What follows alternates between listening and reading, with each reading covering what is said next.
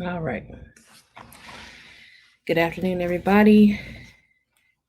Hope everybody's doing all right on this Sunday afternoon or morning or evening, wherever you are. What's going on, Nameless? Hope everything's Good good. afternoon. How you doing? Absolutely. You doing all right? Rainy day, I can't complain. Mm-hmm. It's a Is it rainy. coming through? Yeah, it's coming through. You might have a little bit of a delay, but it's coming through, or maybe I do. I'm not sure. It's probably me. My internet connection's been pretty disrespectful lately. Well, we'll try to work with it anyway. Um, maybe it'll fix itself as we go, but yeah, Yeah, I it appreciate generally you does. coming. Huh? It generally does after a second. Okay. Cool.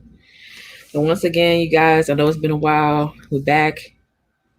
I'm back up here. Got Nameless Protagonist here. I see you in the chat. Shout out to Mr. Hyde, Edward Hyde, Malika Mabane, Measly Me, everybody coming in. You just hit the like button, please. That would be greatly appreciated if you could just hit that like button when you come through. If you're just sliding through, staying for a little while, kicking your feet up, it's cool. Just hit that like button. It's like it don't cost you nothing. It's free 99. Just do that. That'll help a lot with the algorithm. I shared it on Discord, the link to the stream as well. So people just slide through. I know it's Sunday, people relaxing and whatnot with their family. If they do decide to come through, it's cool. So the topic we have is coming from Nameless is clarifying the concept of transhumanism and what that really means as far as these shifts that we're seeing in the environment. And a lot of people may not see. I'm assuming a lot of people are not seeing these shifts occur. They're not trained to see that happen or expected to see it happening. But there's certain groups of people that see it happening and are willing to do something about it. And unfortunately, a lot of times, what they're willing to do in response to these changes in the environment is something that's very abrupt, can be seen as dangerous or foolhardy. So, for us, I think as Black people, since we are the ones who are affected by a lot of these decisions, whether positive or negative, it's important for us to recognize what's going on and have intelligent discussions about it. I think that's very important. And another thing is, before I pass the mic to you, is I have to mention this. What's going on, Doug? I have to mention that I was on a stream the other day with our New Styles panel. We were talking about weed versus natural. Uh, again, yeah, again. And we were there and discussing some things, and the topic came on to Serena Williams. The confusing thing to me that was stated was there was like a discussion about how her wanting to bleach her skin or change her appearance to look more European or just to look lighter complexion, that's a sign or a type of transhumanism. And I was like, what? Uh, yeah, you're not bettering yourself or improving your physical manifestation, your physical being by making yourself lighter. We know that lighter people, the melanated challenged people, they have issues with the sun. Um, Making yourself lighter chemically or whatever you're doing, you're not helping yourself. Like you're damaging yourself if that's the case. If it's just makeup, then it's definitely not transhumanism. You just got a bad makeup job. But I had to kind of, I wouldn't say correct, but just I think clarify. I tried to clarify that, but but maybe we can do a better job here. So we'll see throughout the discussion that we're having today. But you go ahead, Nameless. What were you? If you're going to say something. This topic. I don't even really think the scientific community as an aggregate really has a good answer to say what transhumanism really is. And even though there are now societies that really got popular probably around the 50s and the 60s that really started having this conversation, I think we're in a position now where a lot of those ideas are going from the drawing board stage to the blueprint stage to the rollout stage.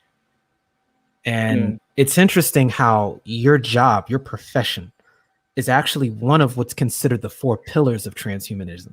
Mm-hmm. Biological engineering. Yeah. Along with that comes information systems, which you can integrate into AI, essentially. You also have the field of nanotechnology, which is very distinct in and of itself. And we can talk about that a little later as well. And the last portion is neurological or cognitive sciences that are dealing with the ideas a lot of people have seen in sci-fi, this concept of information theory, where all information can be, or it's posited that all information can be broken down to electrical pulses, and as a result could be digital. And with this idea, it could be, you could take all forms of information. If you posit that matter is nothing more than various fields and frequencies, it can be uploaded to other platforms and other media. In other words, consciousness could be uploaded potentially. These are things that are all in aggregate of what's classified as transhumanism, at least as it's understood now. And I think it would be good for us to use the framework of the 4 pillars so that we can really zoom in and target what we're speaking about. Because I think there's two phases to this, and there's, I guess, a impetus versus the response to the impetus that we're dealing with here. In other words, a stimulus and a response. You've got the civilization, and that really is where transhumanism is really playing out. But the issue is, you don't notice the change in civilization until it begins to manifest in the culture. And I would say that the culture is subject to the civilization, in that changes that occur to the civilization make acute and direct and permanent changes to the culture. Right. And in general, it leaves people in a position to where they're not necessarily in a position to see it coming and therefore prepare for it. They're stuck in a position where they're constantly responding to it, which is why I gave that analogy between stimulus and response. Mm-hmm. Most people have this conversation from the cultural perspective and not from the civilization perspective. Yeah. So it's they're actually cutting themselves short by talking about it from a cultural perspective. It's very minuscule compared to the civilization, because you're thinking more holistically and long term, as a civilization has to adjust and move forward.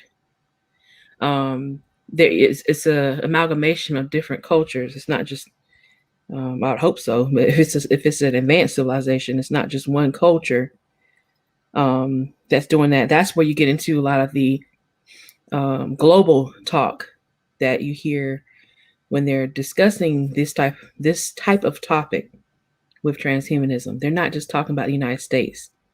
They're not just talking about China. They're talking about worldwide shifts in the civilization. It's not simplistic. And I know sometimes people say, "Oh, it's not simplistic." It's because they're trying to BS you, pull something over on you. Well, they can't talk about it in simplistic terms in this case. But yeah, I see what you're saying. Yeah, and it leaves people again having to default to their lowest common denominator of experience, which is generally anecdotal.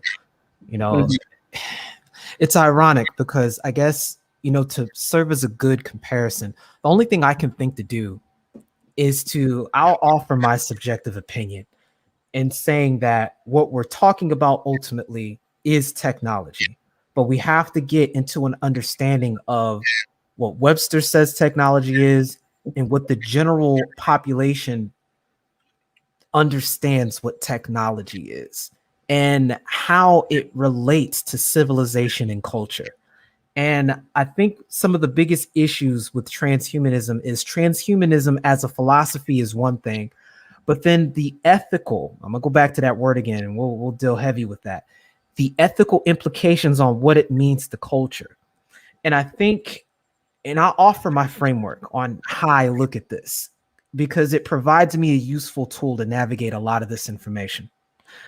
I view things such as language as technology. Mm. I believe culture is a form of human technology. Language is a human technology. Written script, is a form of technology. And it serves itself as a pillar to change radically what's understood as civilization. Because it was with these two things that we very sharply began this pattern.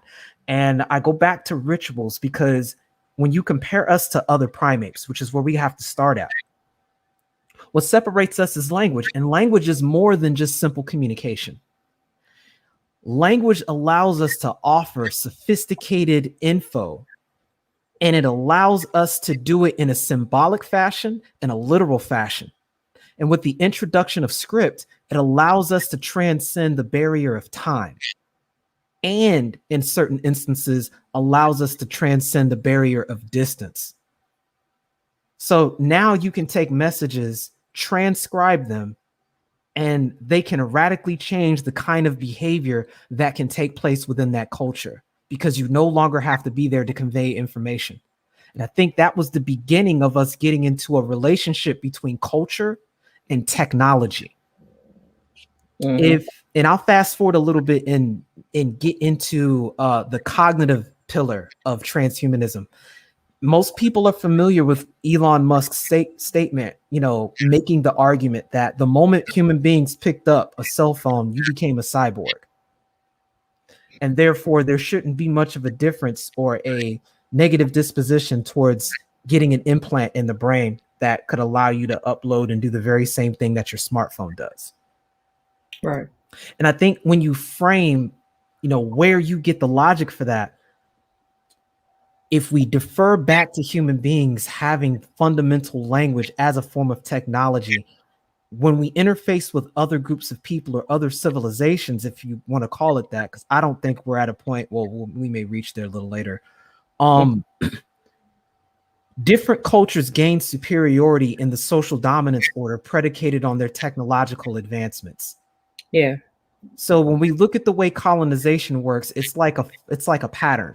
You can even go back to the Bantu migration on the continent, where when groups of people in the eastern portions of Nigeria in Central Africa acquired iron and were able to use it as tools, the exponential growth and what they were able to do relative to their neighbors was not even a comparison. It got so plentiful that even the word Bantu literally means person or people because there were so many of them. Yeah. And when you study that migration pattern, it exploded outwards. That's technology. So when we get into what we're really having an issue with, I think there is a comfortability level and adaptability point where you use a technology for so long that it does become part of the culture. And anytime you interface with another technology that's foreign, say we fast forward to the introduction of firearms, there becomes a radical shift in the culture, which will in turn create a new civilization potentially. And it's in that transitory period that the conflict occurs.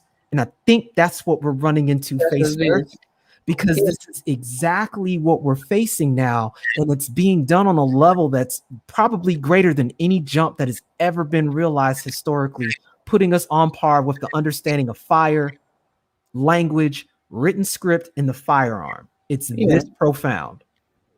Yeah, people, the old saying is that people are afraid of what they fear what they don't understand. And I have a healthy respect for people's fear of things they don't understand. I get it.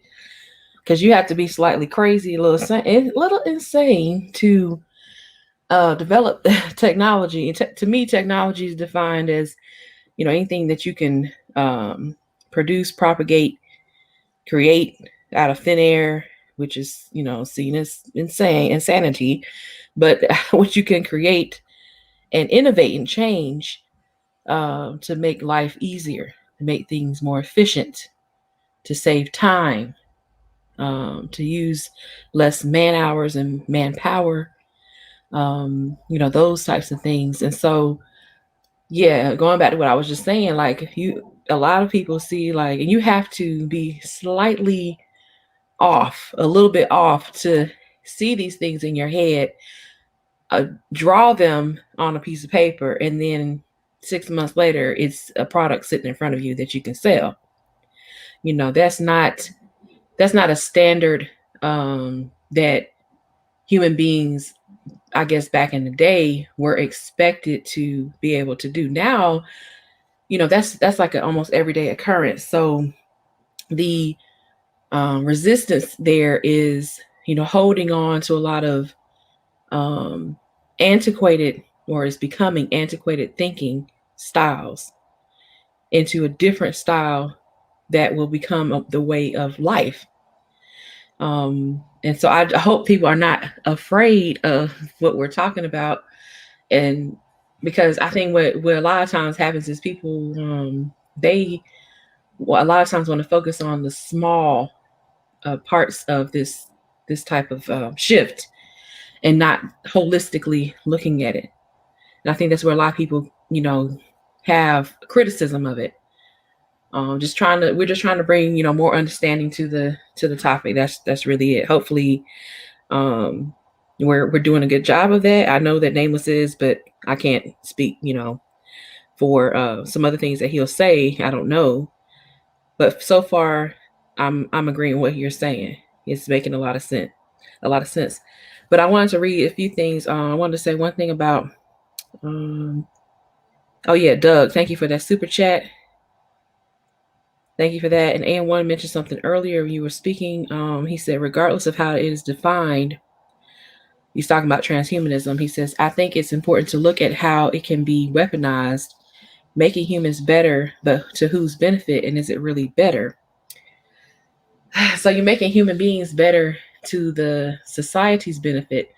It's not necessarily making that, like, of course, immediately it'll be making that person's life better for their benefit. But long term, looking at things holistically, the person, bettering that person or bettering that group of people shifts the conversation, progresses the society forward, and so that's for everybody to benefit from.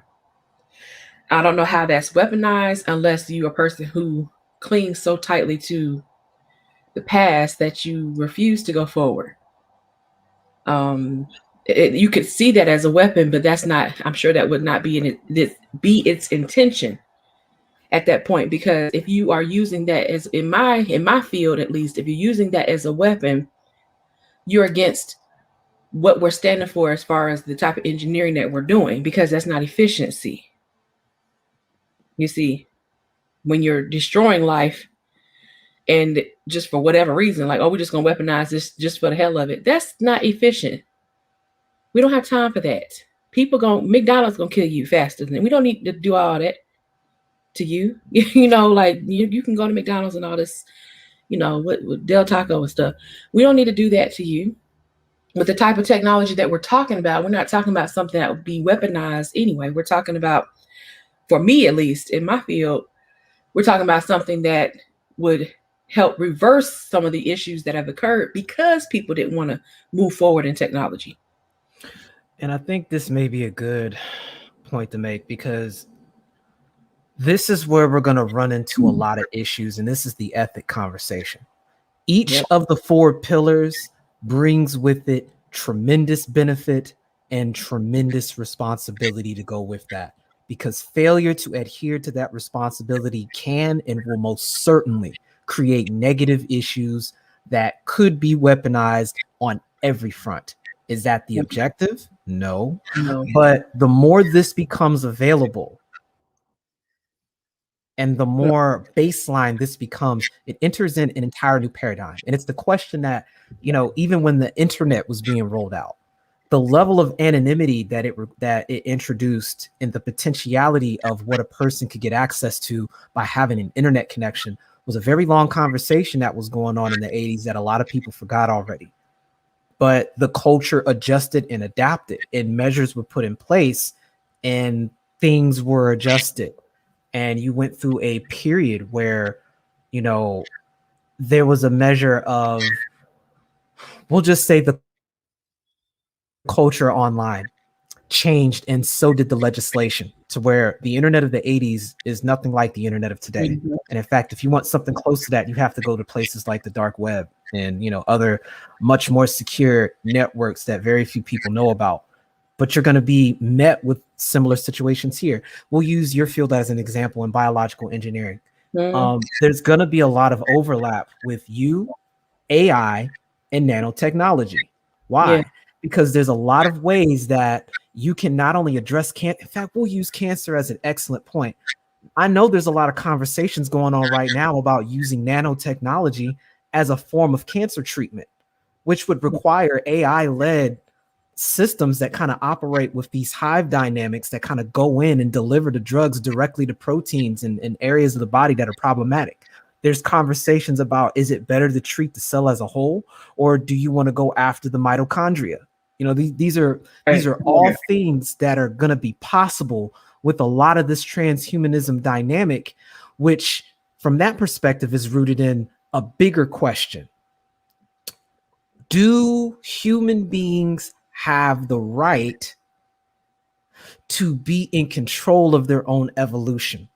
And I think you would be surprised at how people feel about that question. And I think that's where we run into the real friction about what people understand about transhumanism, how they feel about it, and their level of being for or against it. Because this really looks as though there's a very split spectrum as it goes along with this. There are degrees to this. I don't think there's a one size fits all perspective, because I think you represent one side of it that I'm coming from the same perspective you are as well, I think. But I can also see how other individuals would have serious problems with this when you start asking the question, do human beings have the right to determine their own evolution? Yeah, most people say no. In my field. Just gonna be honest with you. And then I think a good question, I think a good back to the ethics too. Go ahead. Right. Like a good ethics test is, and this is a big conversation now, and I challenge the chat to question yourself and really ask, do you feel comfortable questioning the idea of aging as being a disease? Yes or no? One in the chat if you think aging is a disease, and if you think aging is something that is natural and should be let go. One in the chat for it being a disease. Two, if you think it's a natural thing that should be left alone. Just to give you a point of view on what we're talking about. I see what you're saying. Yeah, so y'all put 1 in the chat if you think that aging is a disease. Put a 2 in the chat if you think it should be left alone. It's just a natural order of things. I think that's what you're getting at, natural order of life, something that happens and it should not be manipulated with. And let's see what y'all have to say, because this does go like directly with some of my projects I'm doing right now. As far as metabolic aging versus chronological aging. Shout out to epigenetics. Yeah, 2 different things. That's very big in the project right now. This one protein is kicking my butt, but I'm gonna keep working at it. So it looks like more 2s to me. Community Solutions said she's in between. Shout out to everyone giving their responses. I mean, this is not a simple thing. I think most people, if they haven't thought about it, they're really kind of questioning that. Because look at what you just finished saying. You're Yep. working on what? Yeah, a protein. Working on the aging, but two different types of aging. So we know that there's two different types of aging. So I'm working on the metabolic aging, which is something people don't think about, which is more important than chronological aging. I don't care how old you are on a calendar. Calendar don't mean anything to me. You know. Yeah. What do it's they the call those? The biological things that are at the tip of the DNA. What are those called again? They begin with a T. telomeres. Telomeres, right? Yeah, I'll put it in the chat. So the things that control telomeres is the enzyme that controls it, called telomerase 1 or 2. And that's what controls the aging. But I mean, it's really more about the cell gets tired, it starts to make mistakes. When you make mistakes, that's the sign of mistakes, aka epigenetics. That's your aging happening. Your biological aging happening right there. And so my project, we're looking at two things. One is with the aging, metabolic aging, this biological aging that's occurring. So you're looking at the mitochondria, energy production, energy usage, which are two different things, and then energy degradation. So you have to produce energy, use energy, and then degrade the leftovers from after you've used the energy, right? You have to excrete waste and things like that. Chemically, your body is doing these things all the time as you eat, sleep, and breathe. But the other thing is, like, how do you analyze biological aging within a organ that is designed to regenerate itself? A shout out to the liver. Yeah, there you go. And COVID, I think it's very appropriate to analyze that, because you're looking at the number one risk factor for COVID is age. Number one risk factor for cancer is age. The older you get, the more likely it is you're going to have cancer. We can, argue about it from the sun comes, goes down, the cows come home. That's what it is. So aging right now is a hot topic. It's been a hot topic for centuries, but as far as technology we know of right now, it's been a hot topic for, I should take that back. It wanes and waxes. It comes and goes. Ebbs and flows back and forth, the aging argument. But right now you're looking at taking a step ahead of the aging question that you just asked to the chat. And shout out to the chat. Thank y'all for responding. Yeah, respect. Taking a step further, and it's like, how do you make the decision with the fork in the road? Do we continue going this way with the aging and just doing the same thing we've been doing? Or can we take a drastic step and start reversing this, or, changing how the aging process happens, slowing down the aging process even. I've even seen projects about that, slowing the aging process down, which then gets you in a whole nother rabbit hole of millions of dollars from the federal government, where you can, make money off of this type of thing without any invasive surgeries or drugs. That's what they're really looking at. Like, how can we do this without really messing you up? Nanotechnology comes into mind, where you can be inoculated with aerosolized nano tubes, nano widgets, nano cubes, nano chips, nano everything you can think of, any kind of shape you can think. Nano discs, I've seen that. Yeah, it's aerosolized. You put it in your nose, just spray in your nose. Goes throughout wherever it needs to do. It does it. That's not invasive. There's no surgery involved in that. It's not even, some places it's not even considered a drug. And then you've got, the nanotechnology that's being used to augment your immune system. Yes. And it leads us back to questions like, and I'll take it to the philosophical angle. At what point do you stop becoming human and you start becoming something else once you go into that territory?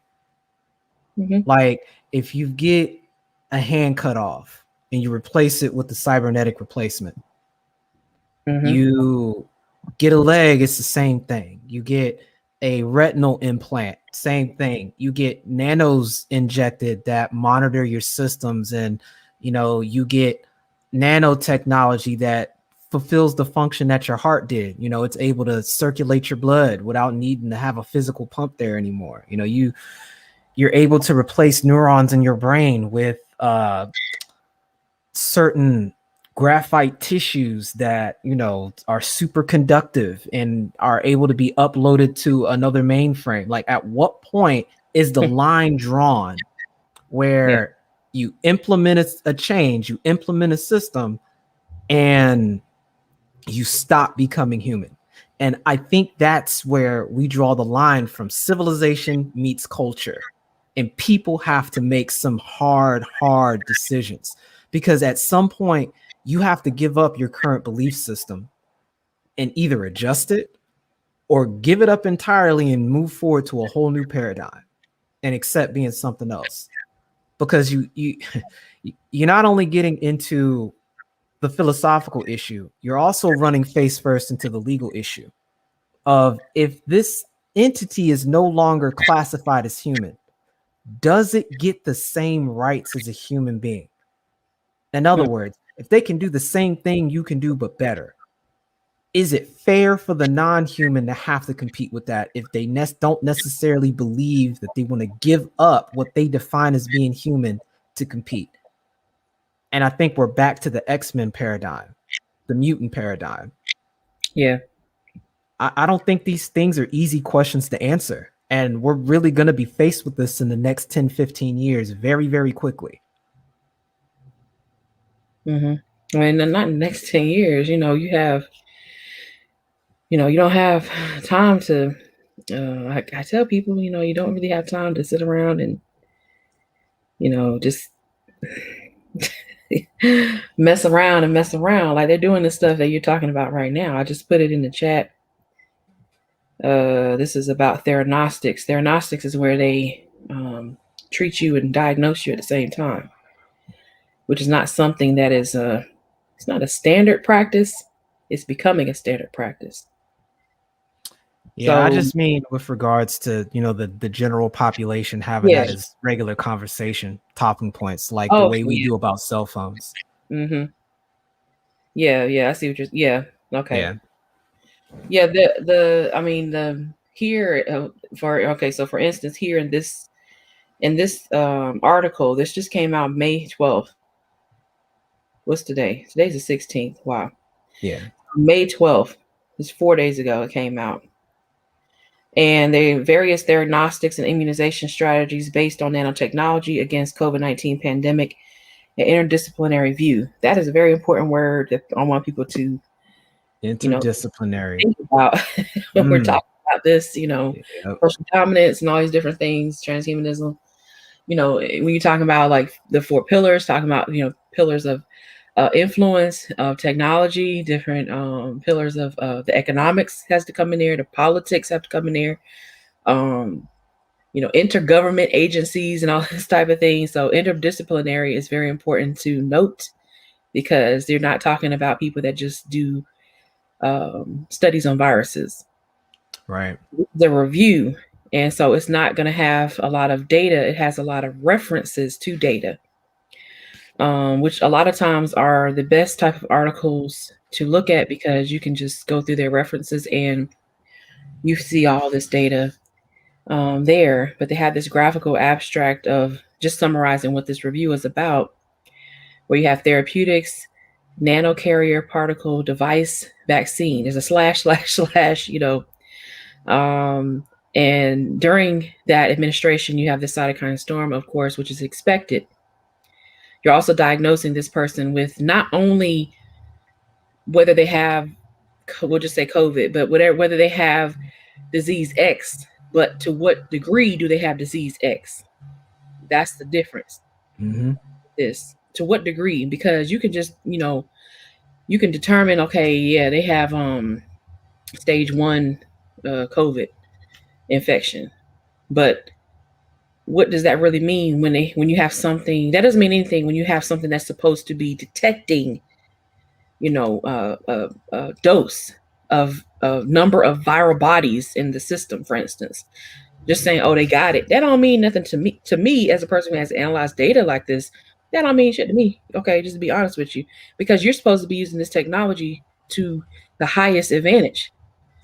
Which is telling me exactly how much viral load they have, if it's fluctuating from day to day, things like that. I need details because I need to be able to build a case study and help me treat the next patient. That's what they're doing. And from this, they're saying, they have a straight line straight to vaccination. But this really, to me, is not as thorough as it could be. There should be other lines coming off of this, of other studies that occur before you get to vaccination, but they're just simplifying it. I get that. The first sentence of this article is the most important thing to remember, I think. Even though it's a simple sentence, it is very much true to say reality is stranger than fiction. Indeed.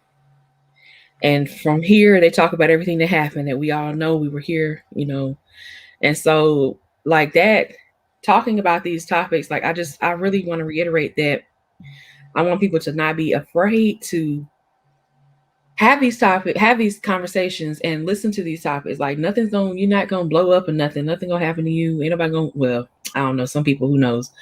Hopefully ain't nobody gonna find you, like mess with you or nothing. You're just having these conversations. And I also want to note that other people and other groups, other communities are having these conversations a lot, especially about the ethics part, because they know that is going to hinder a lot of their work they want to do, like that, what I just showed you. The ethics portion comes up because it's like, how far do you go? How far do you go to reach the truth? Are we really looking for the truth? And like, you get to a certain point and it's like, are we really looking for the truth at this point? Or are we just doing this because we got the money to do it? Because you can. Yeah, because we can.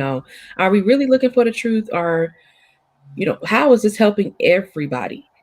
Those questions do come up. You have to really, for me, it's not hard to write those responses to the reviewers of my grants and my projects.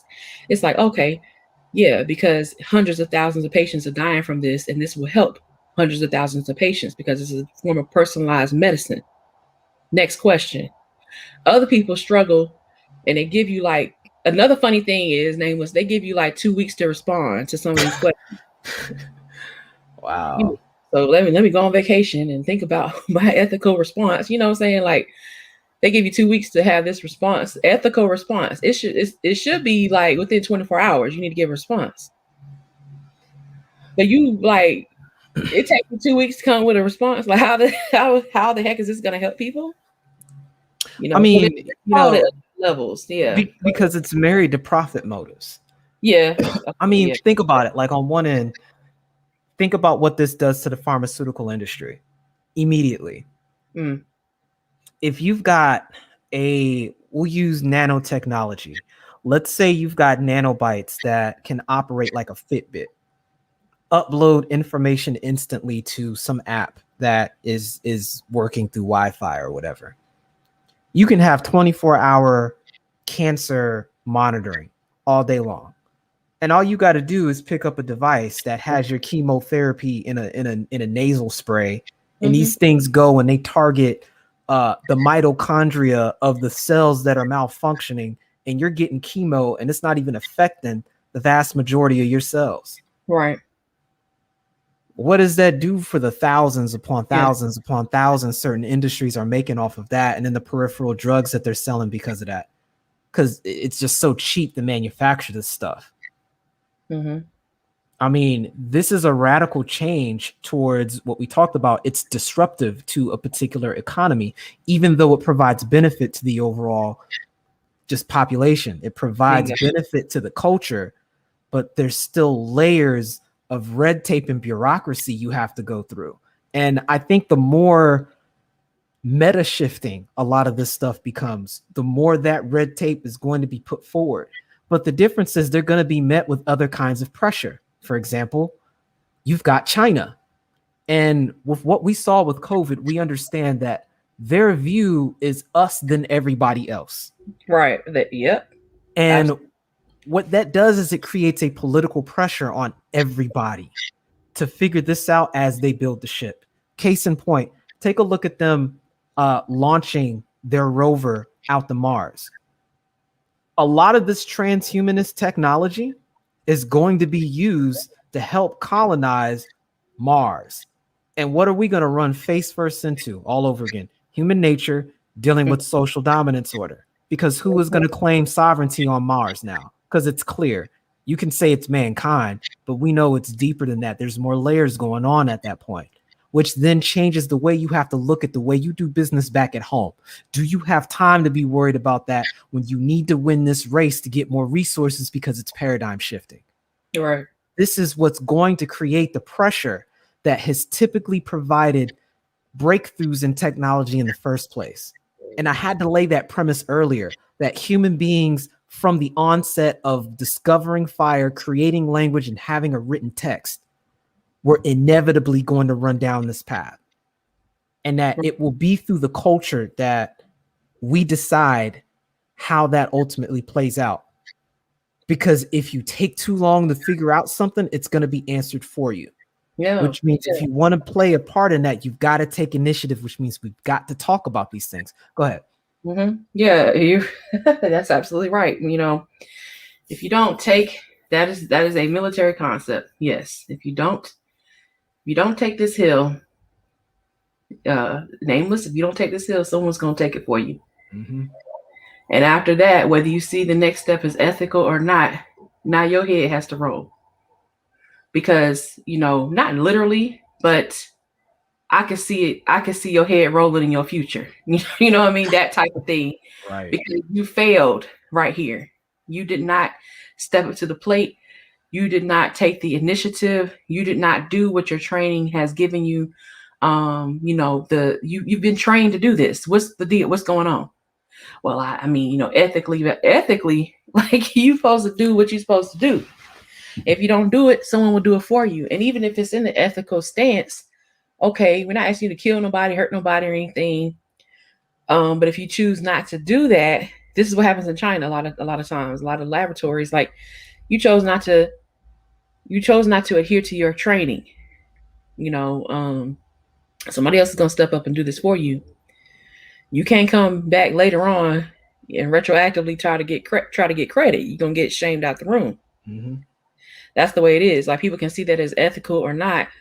But like I said way earlier, like a lot of times people that step to the plate and do what needs to be done, create from scratch and have a proof of concept is very difficult to do. Where you are creating something from scratch, you don't know if it will work, it's in your head. And you have to write it out, draw it out yourself because you're scared of what is in your head. Like you're like, I don't even know if this is going to make sense to me. And this is my idea. You know, all of that. And then you get to the point where it's time to implement this, time for a proof of concept. And you're like, I don't know. You can't be scared at that point. You have to keep pushing forward. You have to have faith in the mission, you know, because whatever you're developing, there's some training. There's training that's the basis for you developing that new concept, that new idea. You know, anything that I have done, created, I've helped to create, anything that I have put forward as a proof of concept to get something to market, to get something licensed or trademark, has been under the idea that it has to get done. Like there's no like second guessing it. It's just like it has to get done. People will say, oh well, critics will say it can be used for good or evil. Anything can be used for good or evil. Water can be used for good and evil or evil. Okay, you can flood a town on purpose. Shout out to Louisiana. Hello. Right. You know, you can flood all these people and they're stranded and no one comes to help, you know. Or of course, water needed in the Sahara, needed there to help people. There's areas where they have plentiful water, reservoirs and stuff. Water can kill or it can help. Heat can kill, heat can help. You know, everything has a duality to it. It's about how you implement it. The person who's the smart one knows there's a duality to what they're creating, but does their best to hide that negative side and not perpetuate that. They have sense enough not to perpetuate that. Well, unless they, evil genius or something. But they do their best not to perpetuate that. It's not palatable right now in our society. And I want people in society to like not be so sensitive with stuff either. That's another thing. We get real sensitive. We're just like, oh, this is so bad. It's so bad. Like, did you read about it? Well, no, I ain't read about it. I sent you the link. Like, well, Right. I didn't have time to read about this. Well, how you gonna tell me it's so bad if you had, you just read like I just now in that article, if you just read the title, you might have people in the chat they could probably attest to this. They probably had an emotional response like, oh, COVID, nanotechnology in the same title. Oh, there's something wrong with that. Why they got nanotechnology and COVID in the same title? Well, you got to read through it and see what it's talking about. Nanotech is not bad. Are people trained to do that though? And generally speaking, you'll find people just simply have not been raised to do that. They haven't been trained to do that. They don't get their positive, negative reinforcement essentially lined up with that. In other words, their conditioning has taught them to react that way because we're still operating, as BGS points out a lot, the Prussian school system, along with this consumerist ideology of impulse buying. And we treat our information gathering very similar. And a lot of these apps we find on social media are very catering towards that. So we've got a whole marketing machine that's kind of geared towards that kind of instant response sort of thing. But ultimately, you're right. And it's why I had to draw the line between civilization and culture. And we're at a point where the civilization is going to outpace the culture so fast that it's going to cause radical change. The problem is the overwhelming majority of people are so unaware of what's happening right now that it is going to challenge their fundamental belief of reality. I mean, if you look at what family planning is going to look like in the next 20 years, it's going to be something that you saw in the Superman movie on Krypton. Yeah. And I'm not being hyperbolic. I'm here with a genetics engineer. She can tell you right now. There's already people, the Lulu and Lala twins. They're already there. Yeah. And that happened out there in China. China was like, well, I mean, we're going to put them in jail, but you know what I'm saying? If you're successful, I mean, it is what it is. That's how they get down out there. So yeah, we'll put you in jail. Wink, wink. Right. Meanwhile, in the lab, you see what I'm saying? And right. They've got a whole culture that's calibrated to work this way. Because when you look at the way China sees its population, the way it sees itself, even how Taoism in and of itself creates this universalism, the way they run their governments, everything they do is in this internal competitive dynamic that puts capitalism to shame. Yeah. Along with a totalitarian government coming from the top down that can push the go button irrespective of what its people says. And so at the end of the day, if they understand that ultimately this is going to keep them ahead of everybody else, of course they're going to push that button. And with their population crisis that's going on right now, they've got a lot to benefit from this. Yeah. A whole lot.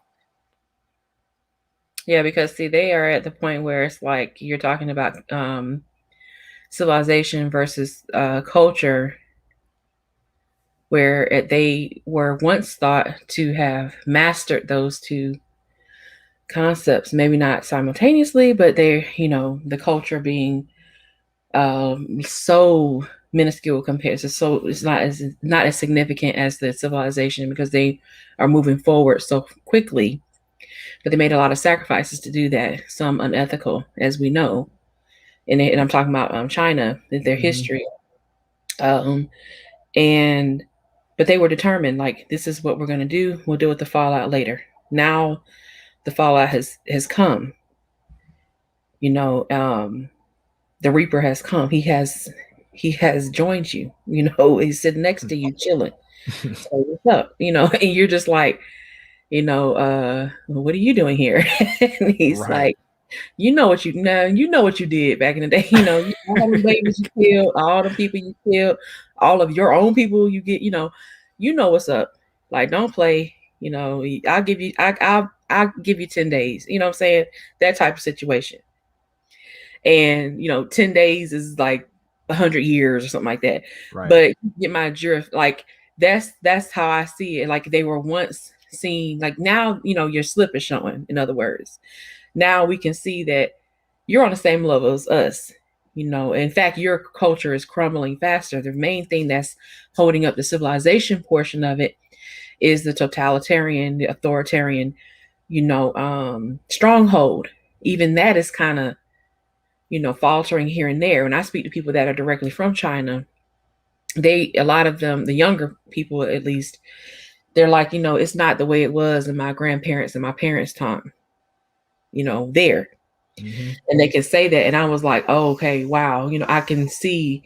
And I asked them, like, is it more westernized? And they said it's becoming more and more westernized. Women are having more of a voice, having more freedom.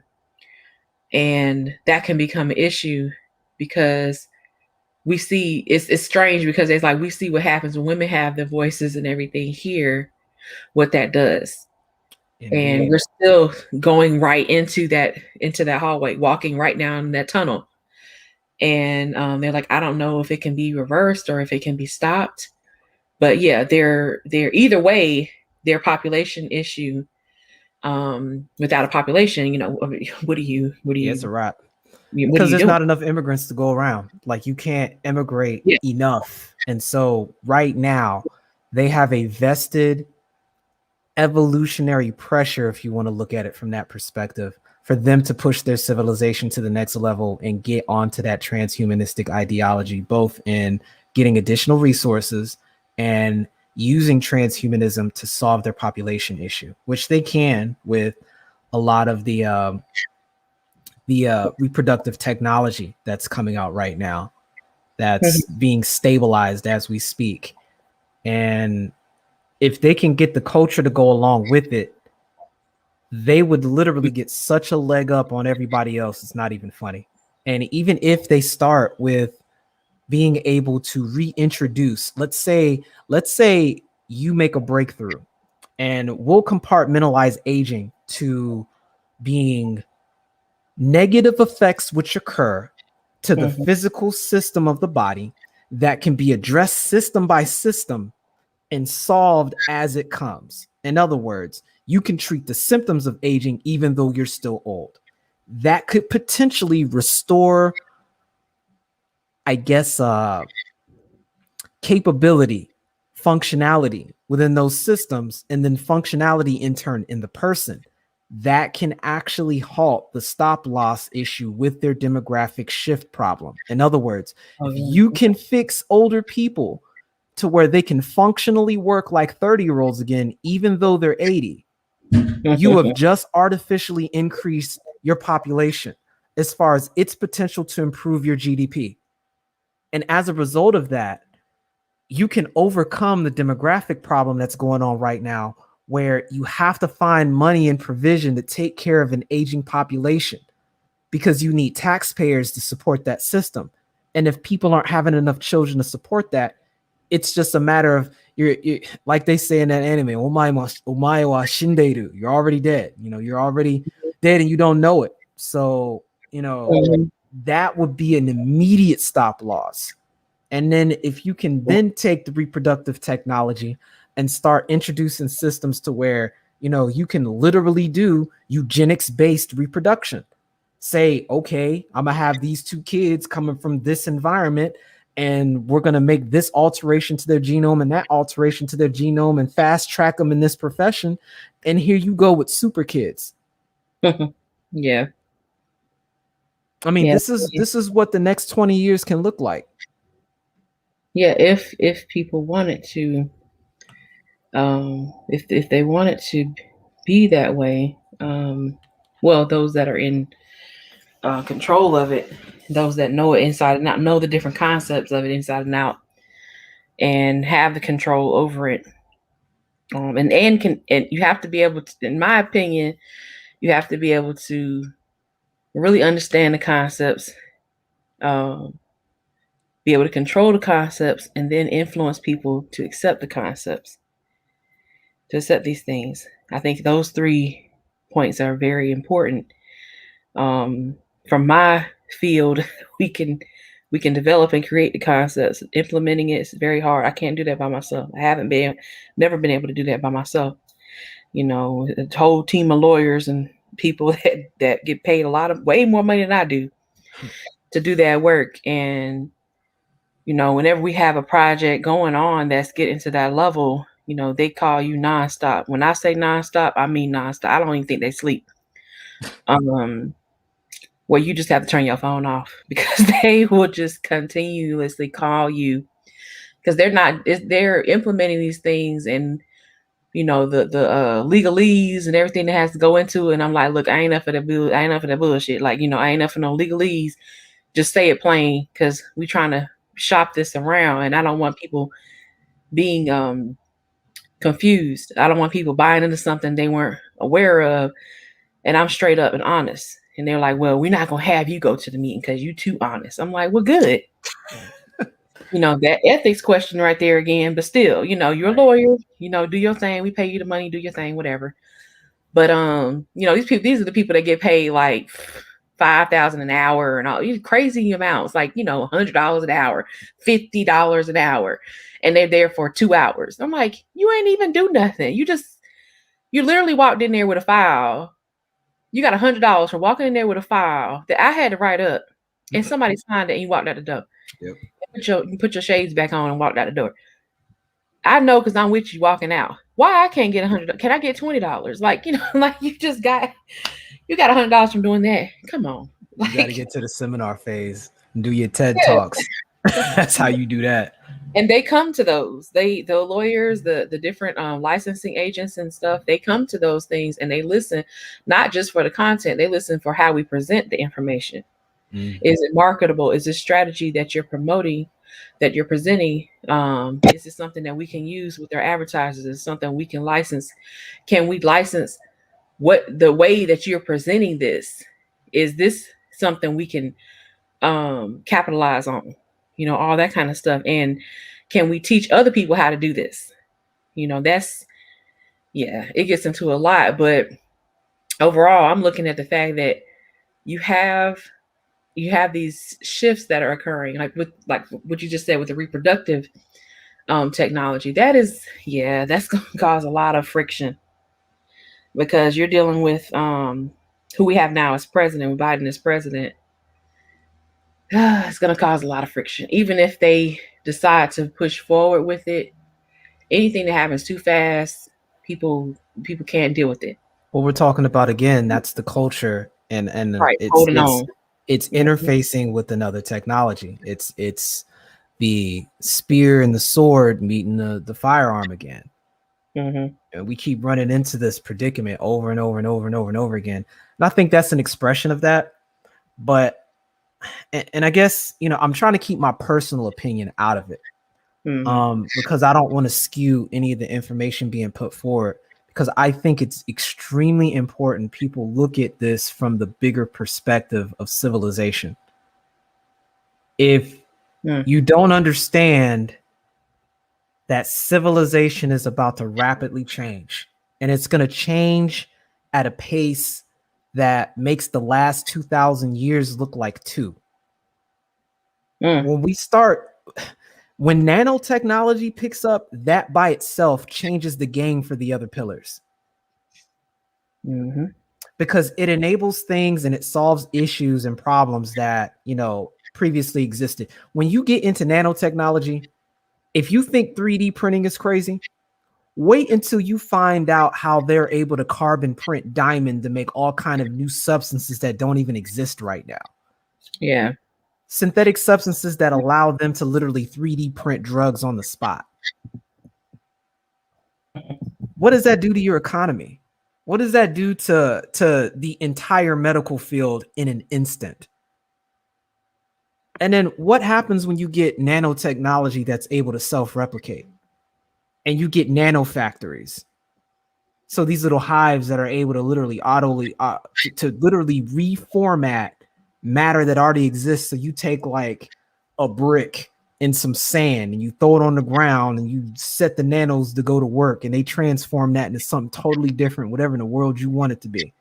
Yeah, anything you can think, anything you can think, we can do. I mean, how do we have If I what's had a company, that would be our motto.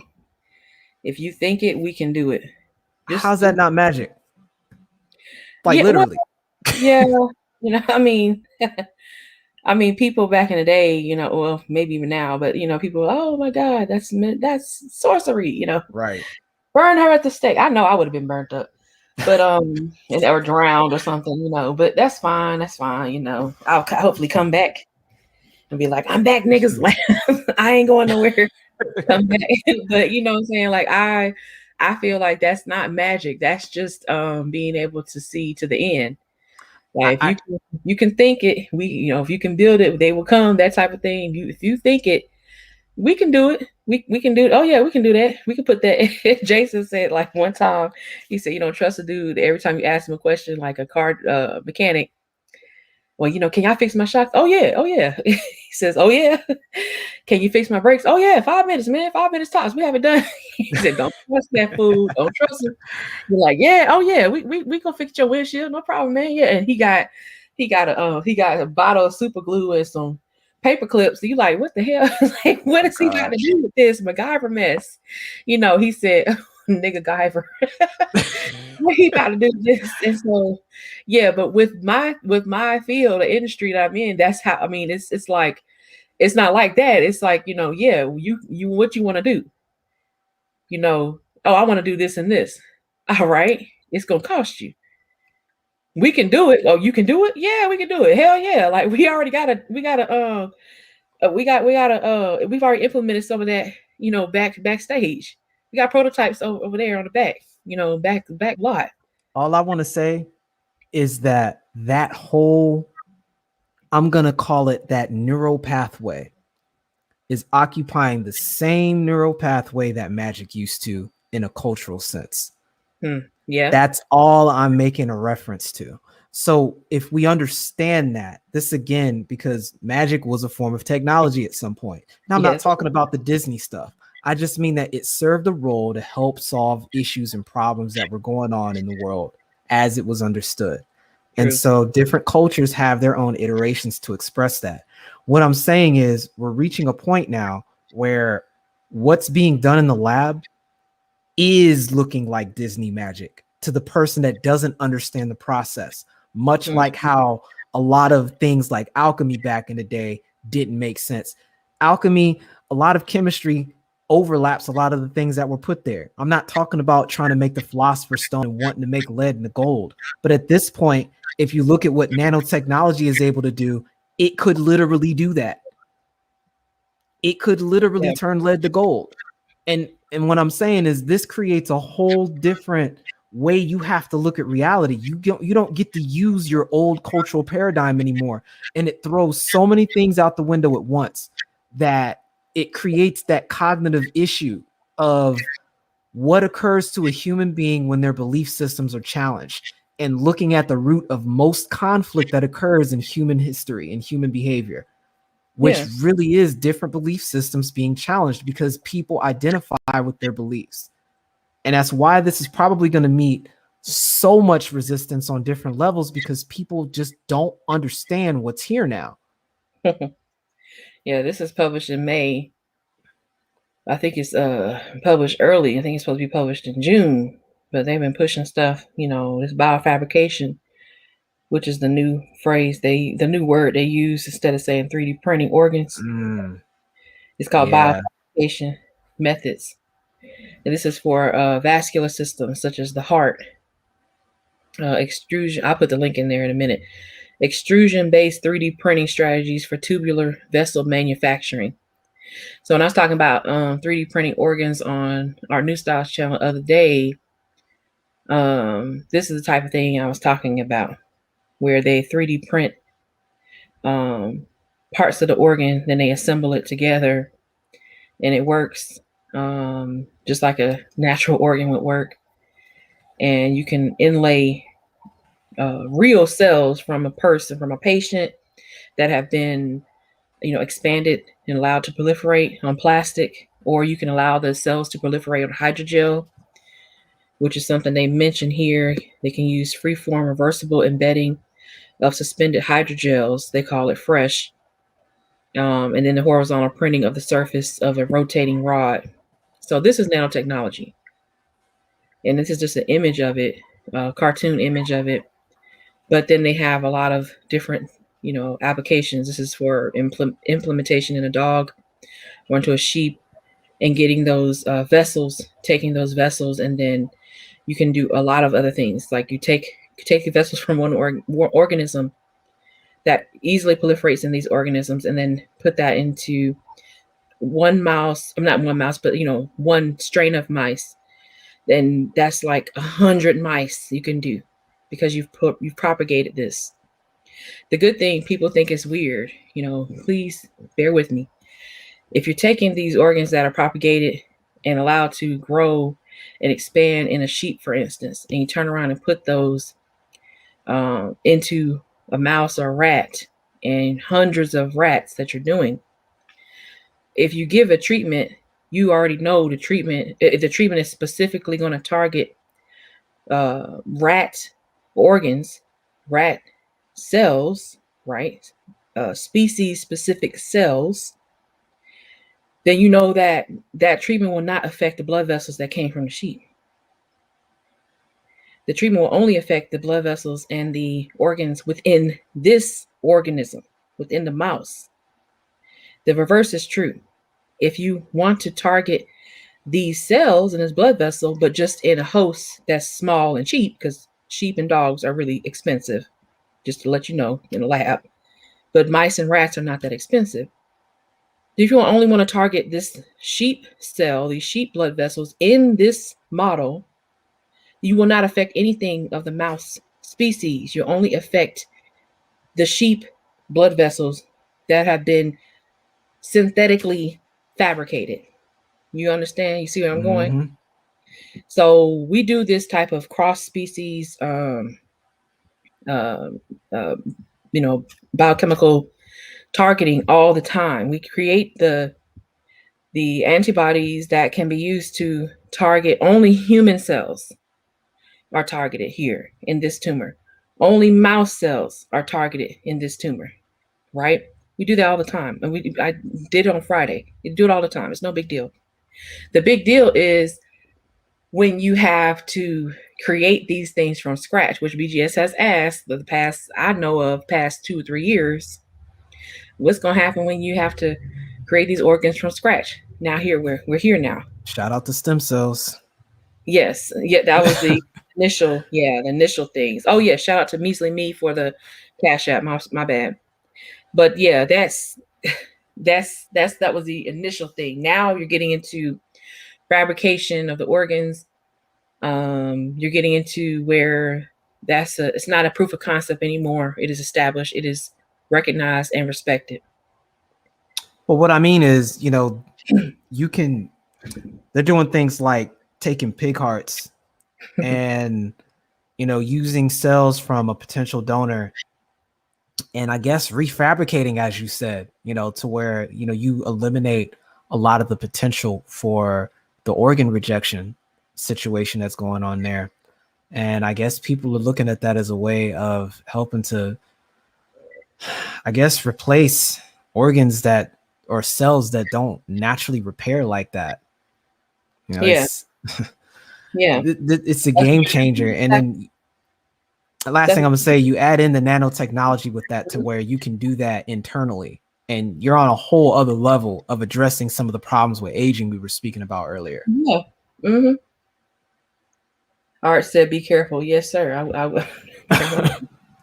That's why I keep showing the let me put the link in there real quickly. Keep showing the images and the articles themselves instead of me, because people be thinking like I'm just talking. No, I ain't just talking. I know what is going on. I'm paid to know what's going on. And I like to know what's happening with these things because it's rapidly developing, and it's not just rapidly developing, it's also rapidly becoming acceptable. They don't have a choice. In some instances, they don't have a choice. When it comes to cardiovascular health, that goes directly with aging. Also goes with COVID now. Not the chronological aging. It goes with the biologic aging. We already know high fat diet, which is standard American diet, STAD. Sad.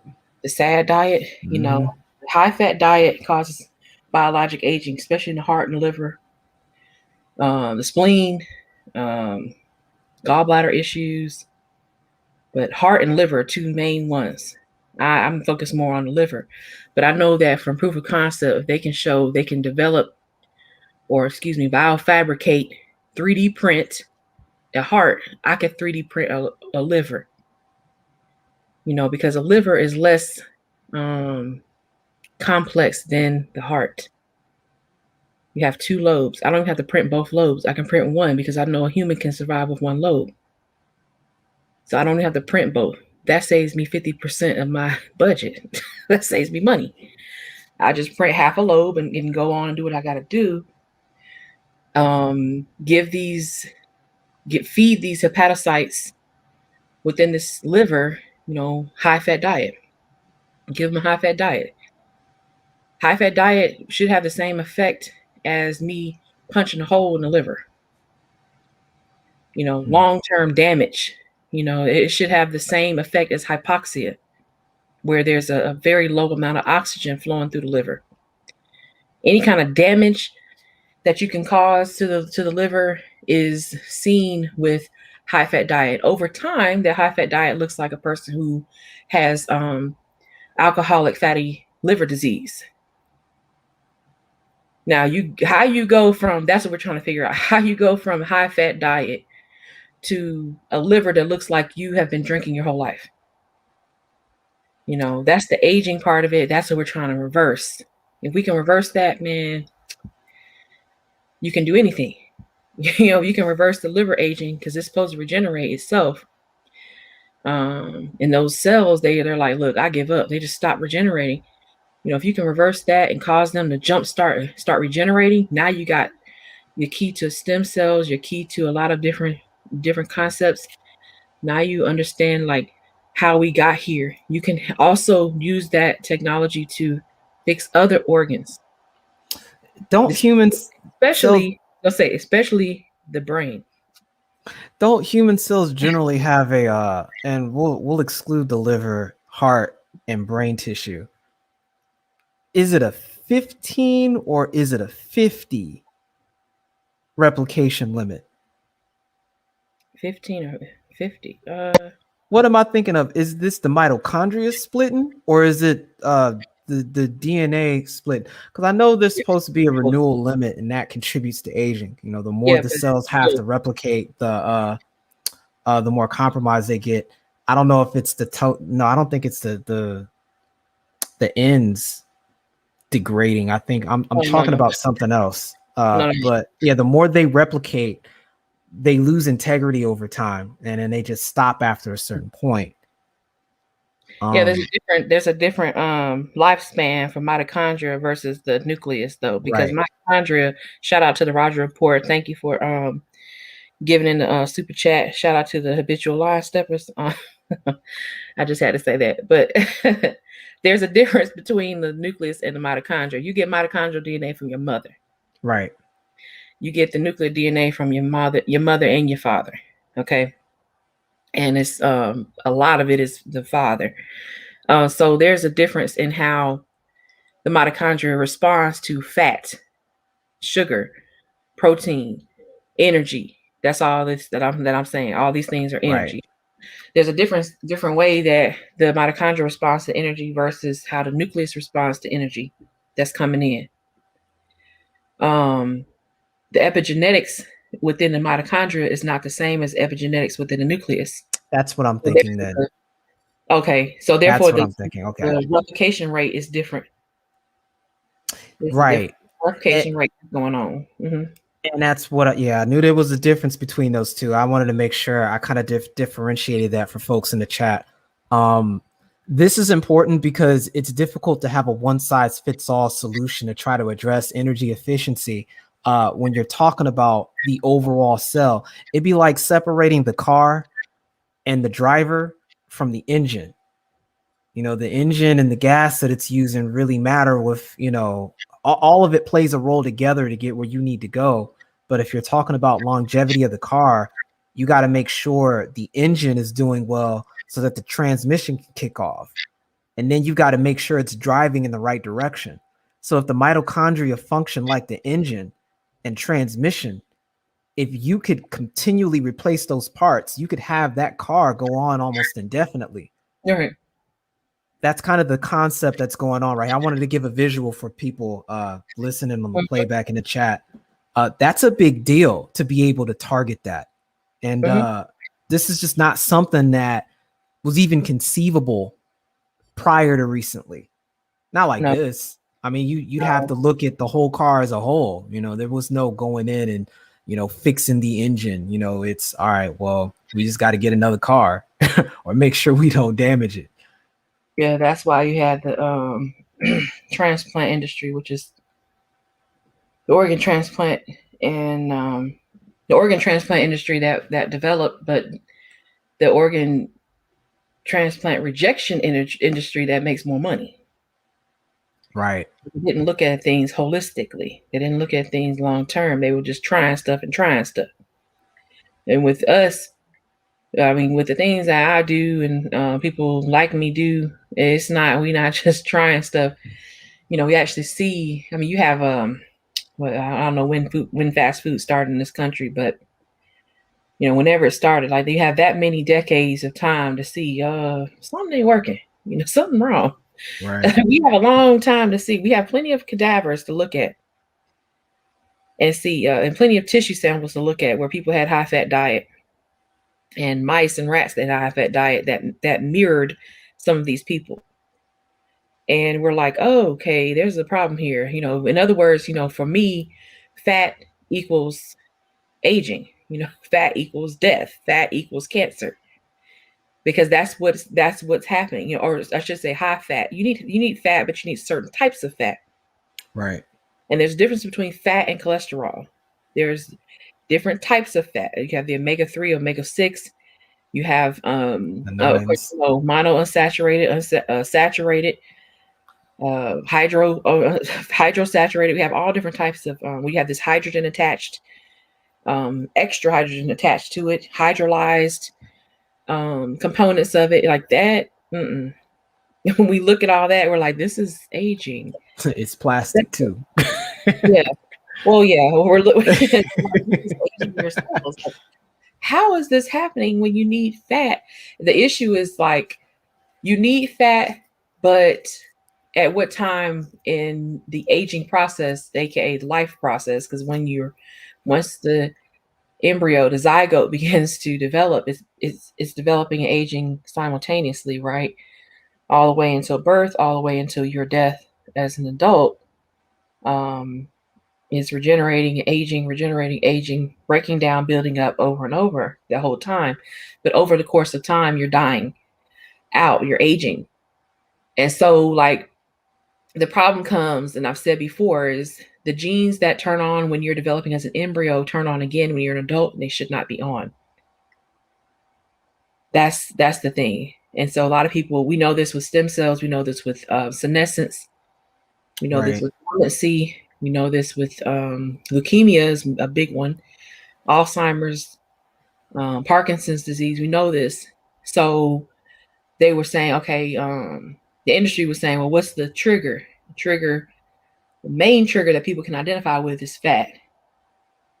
And it's been proven so many times, like this is what it is. High fat diet, high saturated fat diet. Did you see the China study that was done by, what doctor was that? And I don't mean to necessarily make a plug here for that, but I'm just reminded of that because you already know I'm vegan. So in the China study, that was something that came up quite a bit, and they made a relationship between that and certain kinds of protein too. And it was just interesting. seeing how this just plays out metabolically. But what was, I mean, as far as them being, were they were vegan? You said, what was it?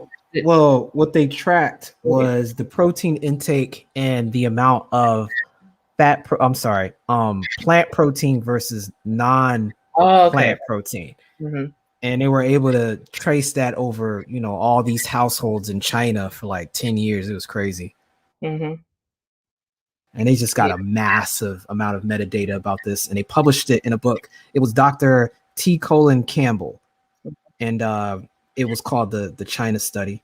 But it was a lot of interesting information that was coming out back in the 90s about this when they did this. And then, with what we're learning now and what you're talking about, it's just corroborating with a lot of the things that they discovered in the China study as well. So, what you eat, gut biome. I really wish, because I do a segment with Fourth Quarter Talk, and we get into health and fitness, and we only did a single segment on the gut biome, and I didn't get to really go in on that as much as I wanted to. But you would be the perfect person in the future to kind of talk about this, because I don't think folks really appreciate the relationship between what's going on with gut biome and how many things that not only predicts, but that influences on a hormonal level and on a cognitive level. I think that'd be good information, especially making a point about food, just in general, for people to pay attention to it. Yeah, I mean, food is a drug. Yeah, you can get, the food now is made a certain way for you to become addicted to it. But strangely enough, they have the same word for cells that become addicted to sugar, addicted to fat. This is exactly what happens to you as a person. Is happening to your cells. Like literally, you are what you eat. You are what the sensation you have from eating certain foods. The cells are having that same response. They're like, oh, over time, because they're not only are they having that same response to becoming addicted to that substance, that chemical, but they're desensitized over time. Therefore, the concentration or the dosage of that particular chemical can be very, very high and very damaging, and the cells will not respond as they're supposed to. They won't have an emergency response. They won't have a response that says, oh my God, there's so much damage being caused. I need to get out of here. Or I need to stop that. I need to block this damage somehow. They won't. And that switch that happens where they're just like, whatever, forget it. I'm tired of fighting. That's when you have disease. Right. Switch that happens. And when the problem is like when we're talking about the epigenetics, and a lot of bioinformatics talks about this when they have, like we were just mentioning, some metadata. With that study, a lot of the metadata shows that switch that happens with epigenetics, it's locked in, begins being locked in. Someone locks the door and swallows the key and jumps in the ocean. So the key to open that door is gone forever, and nobody knows how to reprint the key. They it's gone forever. And so that's where you have what is it called? They have this thing like certain gene families start shutting down.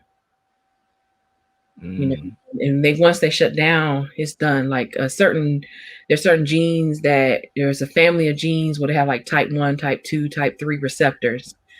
And there's like for type 1 receptor in this family, there's 10 genes under it that are controlled by it. In type 2 of that family, there's 50 genes under it. They cross each other. Type 1 and type 2 cross over all the time. They help each other out, compensate for each other. Type 3 is a backup. It's usually off. It's usually, epigenetically silent. It's methylated. It's silenced.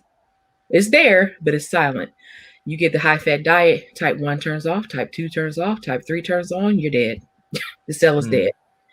Or that function is dead of this cell. Because type 3 is not supposed to be turned on. It's a backup system where it triggers suicide of the cell to kill itself because you're in a desperate situation. This is an emergency.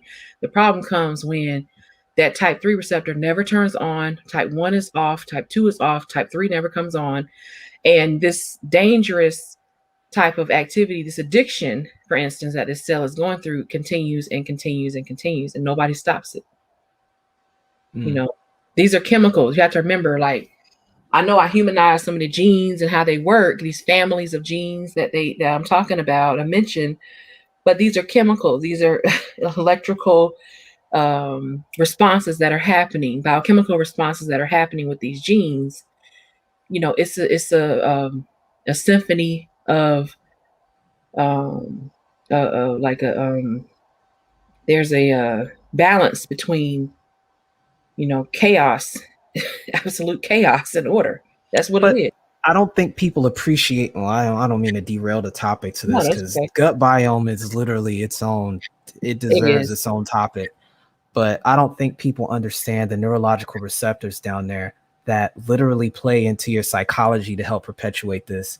Because those bacteria, they'll literally begin as independent creatures, start telling your system what it wants, and it will tell you, it will create an environment and make you more predisposed towards eating those things so that it can perpetuate its biological directive, which is to multiply. Right. And it's right there adjacent to where all the chemicals in your mind that are being used to make these hormones, they're all right there in your stomach, they're right there in your gut. And when people talk about how they get these cravings and all of that, it's an emotional response because your neurological system is literally right there telling your brain what to do. In fact, there's probably more of your brain in your stomach than in your head. It's funny. True. You gotta stay alive. You gotta fight another day. That's right. So like Yeah. we're wired literally to respond to that. And if you're giving it garbage that's going to be good for this, I call it an invasive species, an invader that wants the house hot and you over here freezing. You Yeah. know what I'm saying? Like Yeah. I mean you get a conflict of interest. It's going to do what's best for it and it will use you as a vehicle to do it. I think that Right. helped me understand it a little better. But I don't think people understand how out of balance a lot of these substances have become that have been very popular in agribusiness, like the very highly concentrated fructose, where we don't have the enzyme to break that down straight up or to convert it into glucose. So we convert it into fat first. You know, we get the Yeah. metabolism, which leads us directly to the problem you're talking about with aging, because fat tissue doesn't go nowhere. No, It just shrinks. People don't know that. it doesn't go anywhere. And if you don't learn to find ways of trying to convert that adipose tissue to something useful, generally energy, this is what happens. If that's a way that you're living and you're used to that, you know, you got the myth of obesity being neutral. Like this is why when you look at any funeral home, you know, who's packing packing the coffin, sadly, you know, and there's a reason for that. No, if we don't take into consideration our connection with things like this, you know, it does set you up prematurely. But tying this back into transhumanism, here we are now with potential nanotechnology that could literally keep a balance of that. Yeah, that's what I Like, just because the can you imagine just no tech that we have. technology in the gut biome? Mhm. Yeah, just just the technology of the Go good. ahead, I was done. Go ahead. I was just gonna say if you transfer. Oh, shout out to Two Trib. My bad. Shout out to Two Trib. I meant to say this earlier. For the Cash App, thank you for the Cash App. I appreciate that. So, if you want to transfer the biofabrication or the 3D printing of the cardiovascular system that they had in that article I showed earlier into the gut biome, you know, you can do that because the gut biome is pretty complex, but it's not as complex as the heart. Has a lot of functions, has a lot of just the topography inside of the intestines is pretty complex. We're learning about that now. I'm reading about that now. It's crazy. The different nodules and the different cell groups, different types of cells that are involved in the signaling inside of the gut. It's like its own universe. So but then printing that and then overlaying those cells one at a time, you can start to see or develop a timeline of how these cells develop and how they mature and how they begin to interact with one another. And you can literally figure out how the gut is constructed in utero by doing that. And you can push it out to any kind of disease, any pathology you want, cancer or otherwise, colon cancer, whatever you want to do, IBS, anything, Crohn's disease, any simple stuff. You can push it out to that type of thing and then reverse engineer it back without drugs. So that's another important thing. When it comes to personalized medicine, I think it's very important. Getting people to understand the concept of personalized medicine is hard enough, but getting them to that point where they can start to put these pieces together, it's going to be a challenge. But I have faith that it can be done.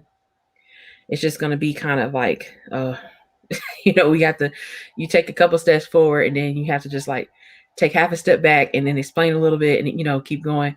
And unfortunately, I think people get it eventually.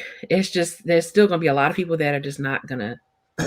Well, when you open the door for that, you unequivocally open the door for everything else too. Mm-hmm. And it's gonna come down again to that big, huge R word, responsibility. And people are gonna have no choice but to be involved in the decision-making process by getting informed and having a stance and helping to create those lines of scrimmage on what's considered acceptable and what's considered unacceptable. And we're back face forward again to ethics. And you have to challenge yourself and ask these questions and understand where you stand and why. Be able to articulate that and ask the very difficult question: if you are family oriented, do you feel comfortable having your children have or not have these things? And are you willing to deal with the consequences of either choice? Yeah. Because both will have consequences irrespective. Yeah. And I've accepted that. BGS, BGS, shout out to BGS in the chat, master teacher in the chat. But he asked me the other day, basically like, why would I want to genetically enhance, my child if given the choice? I didn't want to really say like, I want to be first, I want to be, but that's pretty much what it is. Like, you don't want to be behind the curve. I already see what's coming. I see like how things are progressing so quickly, and I would want my child to be ahead of that, because I'm not gonna put them ahead of it and then say, okay, fend for yourself. You're smart, do your thing. You're a human. You're a human plus. You're right. Smarter than me. You can do this. No, because I'll have a lot of foresight. I have direct experience with things. I can help them along because they're not going to not like it's going to be overnight. Right. An overnight process. No, they have to still be guided through what to do, how to carry themselves, how to interact, because they're otherwise they'll be a target. They'll be a Frankenstein amongst, men. And so helping them to adapt, I wouldn't say disguise themselves, but helping them to adapt in the world until the world becomes more accepting of that type of thing, it is important. That would be important to me, helping them to just live a regular life as much as they can. Shout out to Gold Professor for the super chat as well. But yeah, I would do that, because it's like, when I'm showing like a lot of the videos I have on my channel and I'm showing different things, different pieces of technology, even just today, I'm like, okay, y'all don't see what's going on. Like these are published studies in this year. These are not from 2010. This is from 2021. But the craziness is COVID has sped this up so much. Go ahead. No, these are studies. It had, I think COVID has sped it up as far as the money. with them Right. giving the money to do their research Right, and because the they're support tangible behind. solutions. Yeah, they're tangible solutions Yeah, now because people are running out of exactly. options. That's what I meant Mhm. when I use COVID. It's an environmental pressure. Yeah, absolutely. And people, right now, it's environmental pressure to the point where a lot of the studies are done. I wouldn't say they don't care about the money, but they care about the influence behind the money more than the money itself. They're like, Hmm. I need this influence. I need to be able to. It's not a one-off type of arena anymore. It's like I need this to consistently keep me employed because this is some Right. strange stuff going through right now. But when you look at their references, if you go to any of the links I put in the chat from NCBI, you look in the references. These references are not that old. Um, some of them may be from like the 90s, 2000s, early 2000s, but they're not that old. They've been working on these projects, these concepts for a good little while, and they just now have had the funding and the influence to put it out there. A lot of the PIs on these projects have been working in these fields for decades. The first person on the paper, rule of thumb, first person on the paper, that's the author, that's usually the youngest person on that paper. Last person on the paper is the boss. So remember that. The last person on these articles that I show, that's the boss of the lab. Sometimes it's a department chairperson. Hmm. So they run several labs sometimes, but that's the boss, and they tell everybody that's ahead of them on the authors list what the hell to do. They have the money. So whenever I look up these authors, I look for the last name and I look to see what they've done. 9 times out of 10, they've been in the field more than 10 years. They got gray or white hair. You know, they know a little something about the industry. They definitely know about transhumanism. They definitely know about nanotech. If they didn't, they wouldn't have their job. Hmm. They know what they're when they go straight from the authors to the discussion section. Most of the discussion section is written by that last author. Most of the time, that's where this is what we're doing next. Our future directions include da da da da da. We will also be collaborating with Department of Energy, blah blah blah. It's like, wait, how you go from Department of Water to Department of Energy? You know what I'm saying? Like, well, we're gonna do this, da da da da. We're gonna have the Department of Defense, Homeland Security help us with blah blah blah. This project, these are our grants, and they list all their grants. You can look the grants up; they'll tell you how much money they got.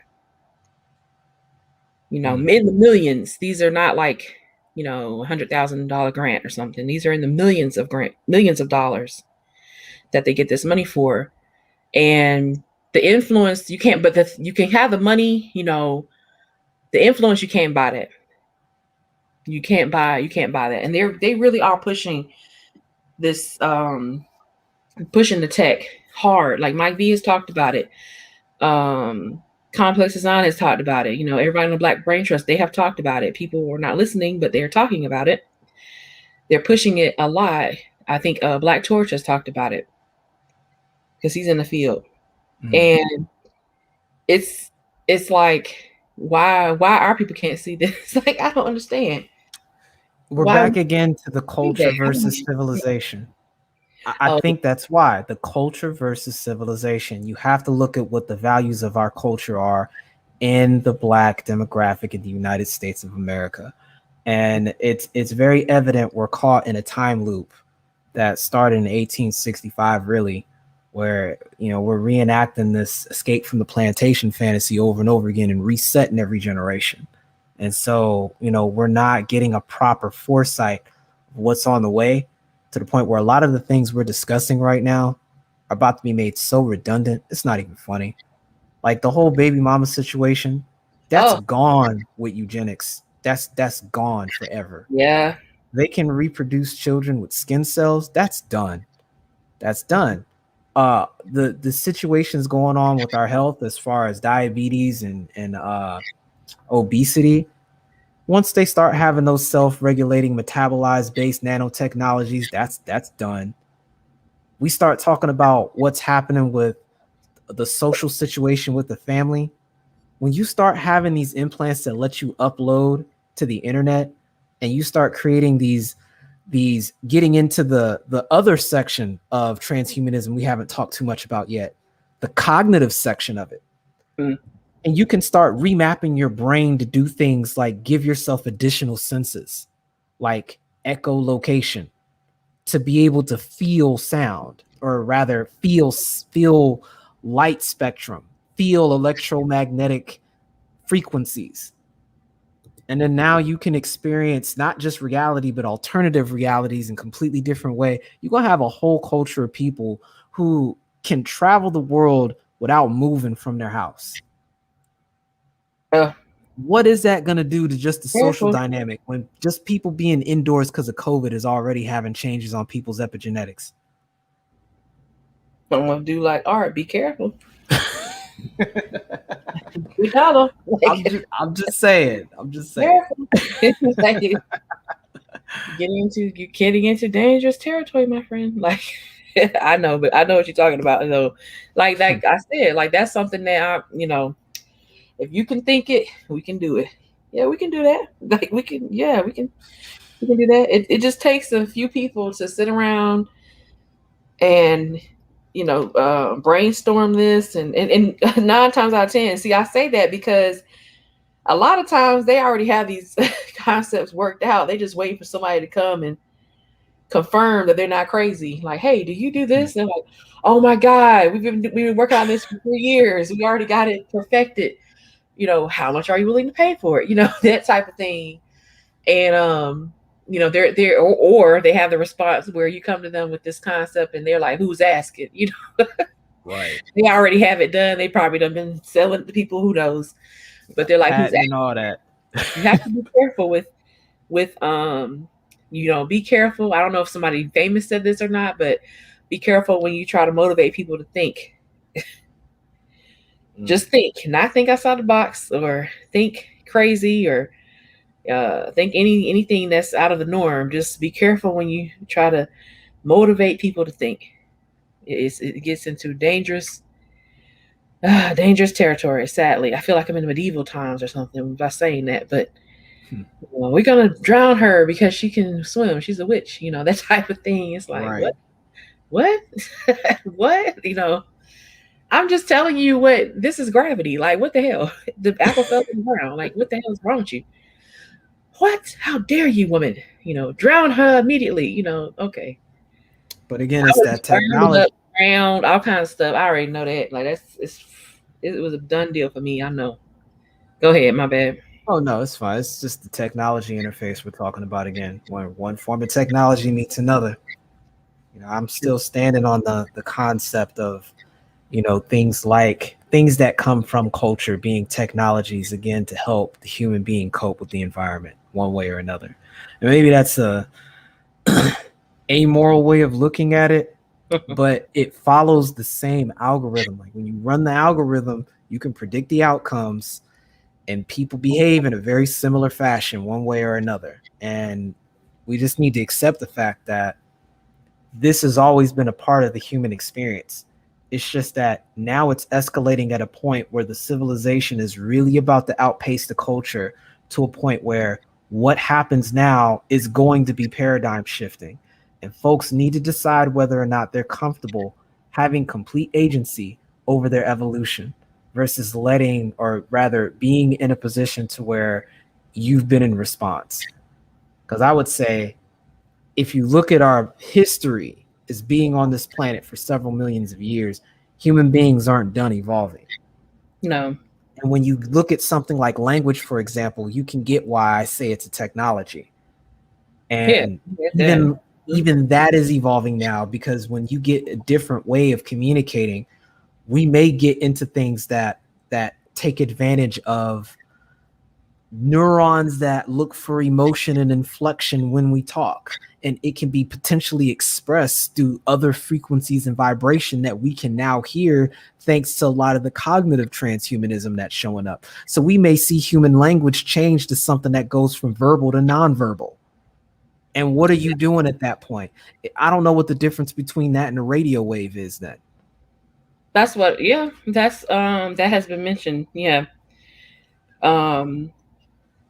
Where it's like you have, where you're because that's just identifying the radio waves. You're identifying the frequency. the frequencies, but also the technology of nature. And are you willing to like go back to that where you have, you have microwaves, you have these, of course, we know nuclear waves and radiation, things like that. You have these frequencies that are on different levels, different scales. So if you're willing to go, which is people see as technology, but it's a natural it's a technology of nature. So you're willing to go back. I'm saying back to that form of more natural technology, where that's not man-made. That is of this realm, right? Of this physical realm. And I know it can get into like other esoteric things, but that that has been mentioned. Yes, particularly with certain genes that are identified.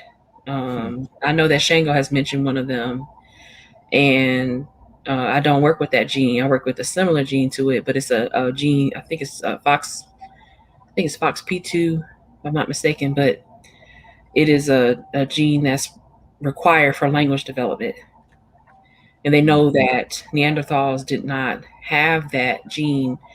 It was silenced, and somehow it was activated. So there was some reverse, you know, um, process that occurred to activate that gene when you have Homo sapiens.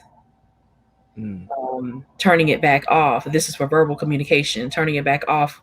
Are you leading more into what you're talking about with radio frequency communication or not? Where you're not speaking, where this gene actually is going either, it's not going to maybe not turn off completely, but maybe the expression goes down more and more and more as you start implementing these different forms of technology. I don't know. It's just a question. I mean, you see how this rabbit hole immediately goes deep, like Mhm. into what people would even call tinfoil hat conversations.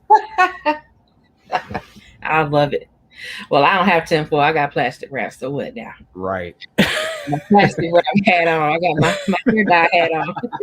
I'm just playing, but yeah, that's hilarious to me because some of these concepts, man, They only knew. rich white men be sitting around talking about this stuff, like for real, like no joke. Mm-hmm. And they're like, what can we do? We need a quieter society. We need to, we need to quiet all this loud people, these loud children. They're already doing it with your kids. Like, why you act like people acting like this is so weird? They just did with your kids last year for a whole year. Think about it. They just did it with your kids for a whole year. And people sit here talking about if people say it, oh, this is crazy what Nameless Nicole talking about radio frequency. We can't talk. I can't say what I want to say to this.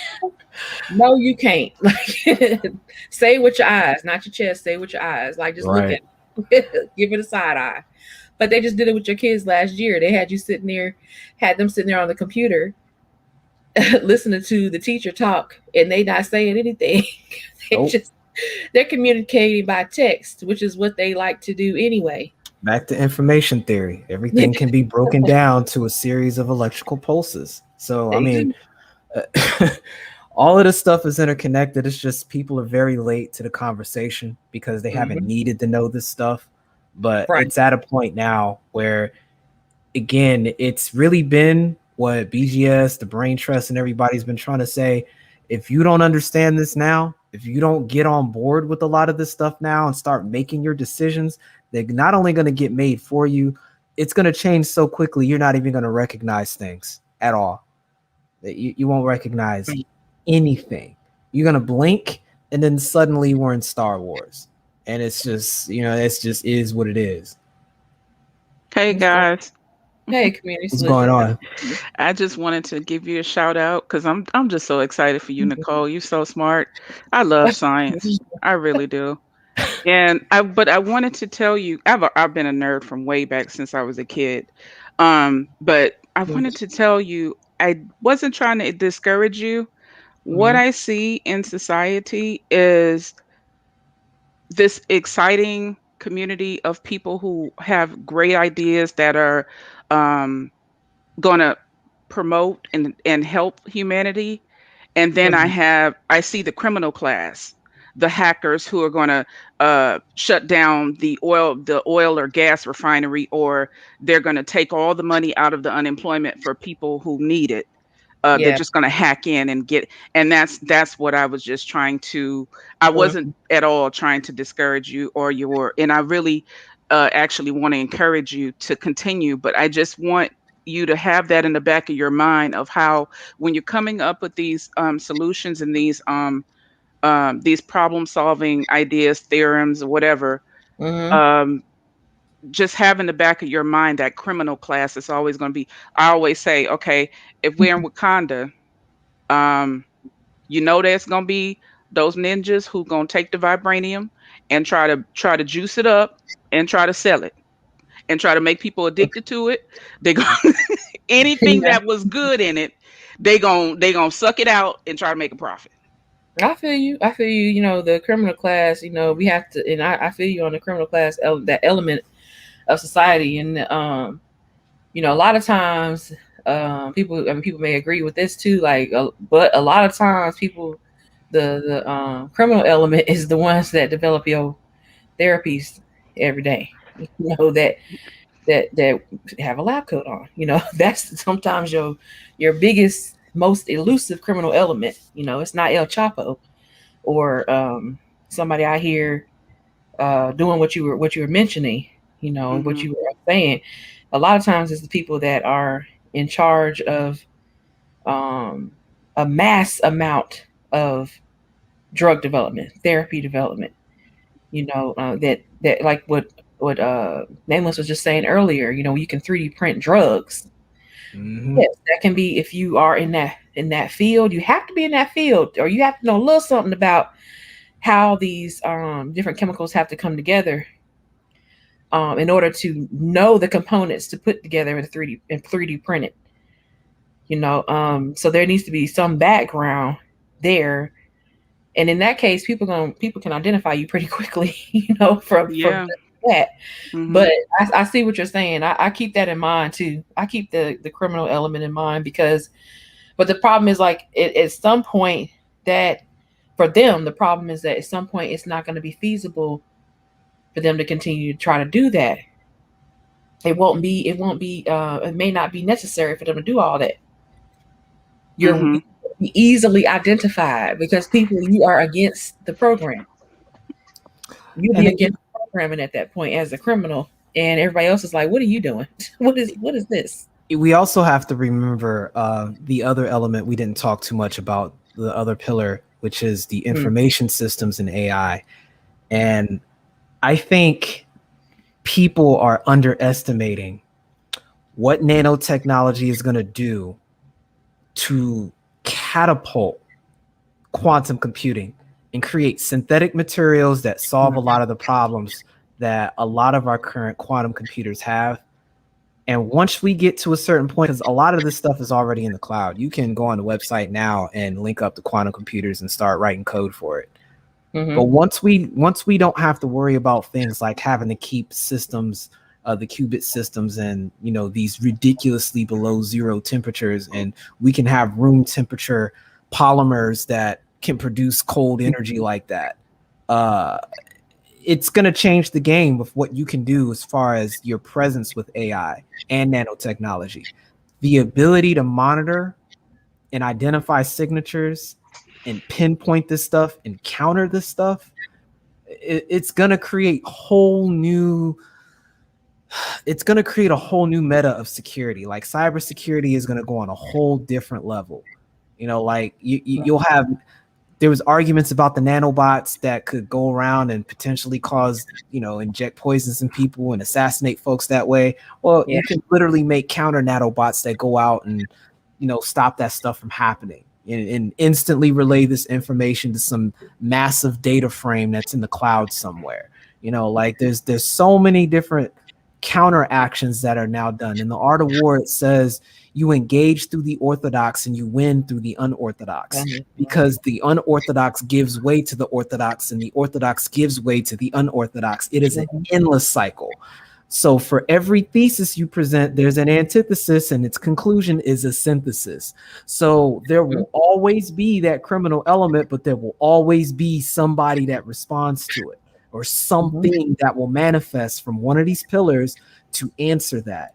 So if you've got everybody effectively living in what's understood as a good way I can put it would be putting the civilization in a blockchain. Or a solid state civilization. Do you know how hard it would be to actually get away with anything? Yeah, you can't do anything. I mean, this is the kind of things that I mean about how it's going to radically uproot culture and people's perspective of even reality. This is where we're headed. Yeah, well, I'm looking forward to that day when we're ahead of the game. Like they pay the criminals who shut down the oil refinery $5 million. We should have like I think that what it is that the old antiquated system, the old heads don't want to give the pass the baton to the Nicoles or the Nameless so that you guys can go ahead and run with the ball. Here's the money. Here, go do the research. You know what I'm saying? So then you have, like you said, those rogue scientists, like I call like Breaking Bad, Walter White, that you got this great mind for chemistry, but you go make meth because you got a warehouse full of cash that you could not make with the talent that you had. So I guess that's where I'm at with it. But you know what though, Nicole? Stay in touch because when I get rich, I'm gonna fund your projects, okay? Thank you. I appreciate that. We gonna keep it for the greater good of humanity. Y'all take care. I would hope so. Thank you so much. Have a good night. All right. Have a good night. Yeah, those guys that shut down that pipeline, they're gonna need way more than $5 million if they want to keep breathing over the next couple of years. Like 5 million. 5 million. That ain't nothing, man. They should have got 5 billion because they're gonna need it, man. Because those special forces and snipers are gonna come looking for them. If they truly did shut it down the way they said it did, they say they did. $5 million ain't nothing. That's nothing. That's nothing. Not everybody knows. I need help. $5 million. Yeah, right. $5 million. Yeah, they gonna give it this time. I'll be like 489 million. I'm sure. Nameless can tell you they should have got way more than $5 million for what they did because you do something like that, boy. Okay, that's crazy. Talk about you can price in your head. You can literally shut down economies like that. There's people willing to. People pay that much for less. Yeah. So I mean, if you did it, you know, that's what I'm saying. That's why I said when I heard it, said they get 5 million. That's all they asked for. Nah. Okay, I said okay, because there's gonna be a price in your head. You're gonna be running for the next 30 years, man. It's not even worth it. Nope. They could have made that $5 million in Bitcoin. But salute to you, BGS. Thanks for coming up, family. Oh, I had no problem. You know, I had to come up and talk to my girl. I had to come up and talk to the wizard. The Wizard of Oz. Real talk. I don't think people appreciate, it just feels odd saying it. Biological genetic engineer. They don't know anybody that does that in real life. Well, they walk around you all the time, but you never know them. Yeah, she said you can't buy these at home in Cali for $5 million. But soon, probably not. But yeah, you walk around all the time. They at the food truck. They at Ross, Walmart. You see them there. Sirism. Let's put it this way, man. 5 million is not enough to piss off the most powerful country on the planet, especially with a military budget of trillions. Facts. And that's not even including the NSA and the FBI and the CIA. They will find you. Okay. Yeah, that's nothing. They're gonna find you. And but the thing is, nobody will ever know that you disappeared. Wow. If they find your body. Right. If they find your body. Right. If they spit it in good health. That's all I can tell them. That's why. That's what she's talking about. Yeah, that's part of that. That's a clear example of the element community solutions was talking about earlier. Yeah, that people not gonna, at some point in society, when Nameless is talking about things holistically from the civilization perspective, people are not gonna do that, or they'll be so less likely to do something like that. It's like, what's the point? Yeah, we have all this stuff going on. What are you doing? Like, we don't need money no more. You stupid. Like, what you got money for? Just like people think you crazy when you use cash from time to time. But that's another conversation, though, isn't it? Like the question of how does that play out? I don't think anyone knows. Like, we're getting into the question of what constitutes as human then, and do these individuals that now have this new technology, do they have the same morality as everybody else? What are their values? Like, we don't know. Big question mark. They've been asking that question since the Egyptian Archimedes screw, man, where they were putting people out of work. Technology has always been a question. What is it going to replace, and what are people going to do? How is it going to change people if we implement this technology? And guess what? That no matter how you slice it, they always implement it. Right. It's inevitable. And I think that really needs to be the takeaway, at least. If you don't take away anything else from this, understand that this is happening whether you want it to or not. Yeah. Because that's why I asked Nicole a question about an enhanced child, right? Right. Because first of all, I know she understands the science, but also she's a woman. Okay, she's a mother. And what mother is not going to want to give her child the best chance at a decent life, if at all possible, if given the decision?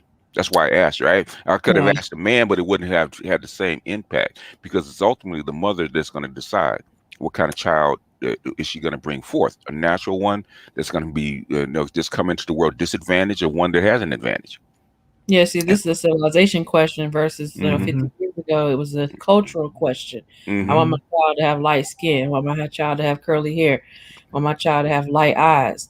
Versus, I want my child to, I don't care about the color of their eyes. I want my child to be, ahead of the curve, ahead of 90%, 95% of everybody else.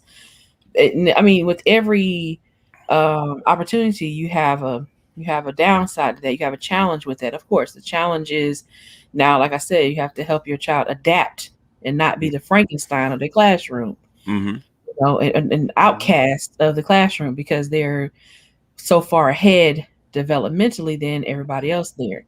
The kids that he or she's in third grade, but they're on a level of an eighth grader in third grade. I can't put them ahead in eighth grade with, in third grade, walking around, talking to eighth graders about history classes. I can't, that wouldn't be socially, mindful to do that. As far as you have to have a different apparatus, a different way of teaching that particular person. Which is what they're doing now. You probably wouldn't even. The whole thing about them learning, him being socializing, is two different things. So what we're talking about is the potential of a whole new class, which is where we're back to square one again. Yeah, well, darn near a whole new species, not just a new class. Well, yeah, obviously, I just mean that in the transitory period, as we shift towards that, you're gonna have a different class emerge from that, and then the eventual declaration of a different species at a certain point, which is why I posited that question at the beginning of the podcast. At what point do you stop becoming human and become something else? And again, it's a cultural question people got to figure out. But are we there yet? I mean, who knows? Depending on who you ask. We were there the moment we picked up a cell phone. Like, everyone has a different perspective on this. And I think it's interesting, getting to the core or the crux of where people's hard line is at. Even with a smartphone, right? Humans pick up the tools and they still do the same shit with a different tool.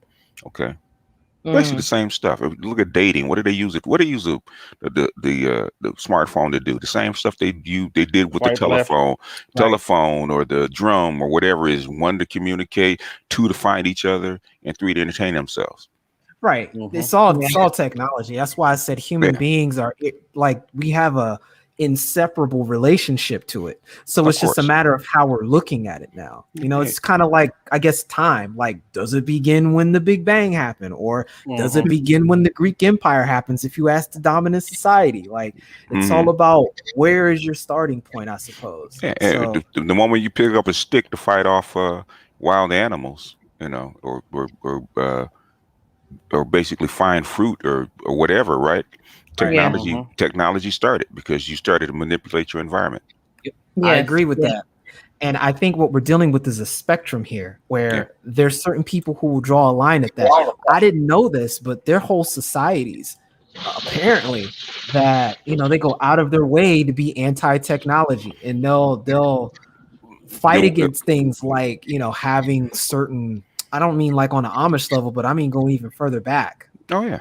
It's crazy. There's people in the rainforest right next to you know, in Brazil, that are right next to modern technology that refuse to, you know, cross over the river, go into the towns and live in, you know, in the 21st century. They'd rather go back to, you know, prehistoric times. I was about to say even though they still use even though they cross the river and use technology that will enhance, you know, their lifestyle, even though they're not fully integrated. Any human being is going to use whatever technology that will suit them to actually make a better life. Even the Amish, man, the Amish don't eschew all technology. Okay? Oh no, they don't. You see it in the airport and everything. You see it, you're selective. Even the tools that they use to make wood or make their houses. You see them on a bus somewhere when they go to a restaurant. Yeah. So they don't eschew it. But the thing is, what they're trying to do is slow down the cultural change. The more technology that's embedded in your culture, the faster your culture will change. And one thing I wanted to pick a point with you, protagonist, yes, sir, is that basically this is not a rabbit hole. This is a black hole, right? Because what? Oh wow! Because as we go, you ain't going out. No. What it is that a rabbit hole, the rate of descent is even, right? But the thing is, at a black hole, as you get closer, it accelerates. Yeah, that's what I mean. There's no getting out. You're not escaping the gravity of that inevitability. And it's going to accelerate faster and faster the closer you get. Yep. And that's what's happening right now. If you look at the curve, man, especially from basically pre-industrial times, which is like the mid 18th century right till now, man, you can look at it. It looks that and a black that and the curve of a black hole are exactly the same.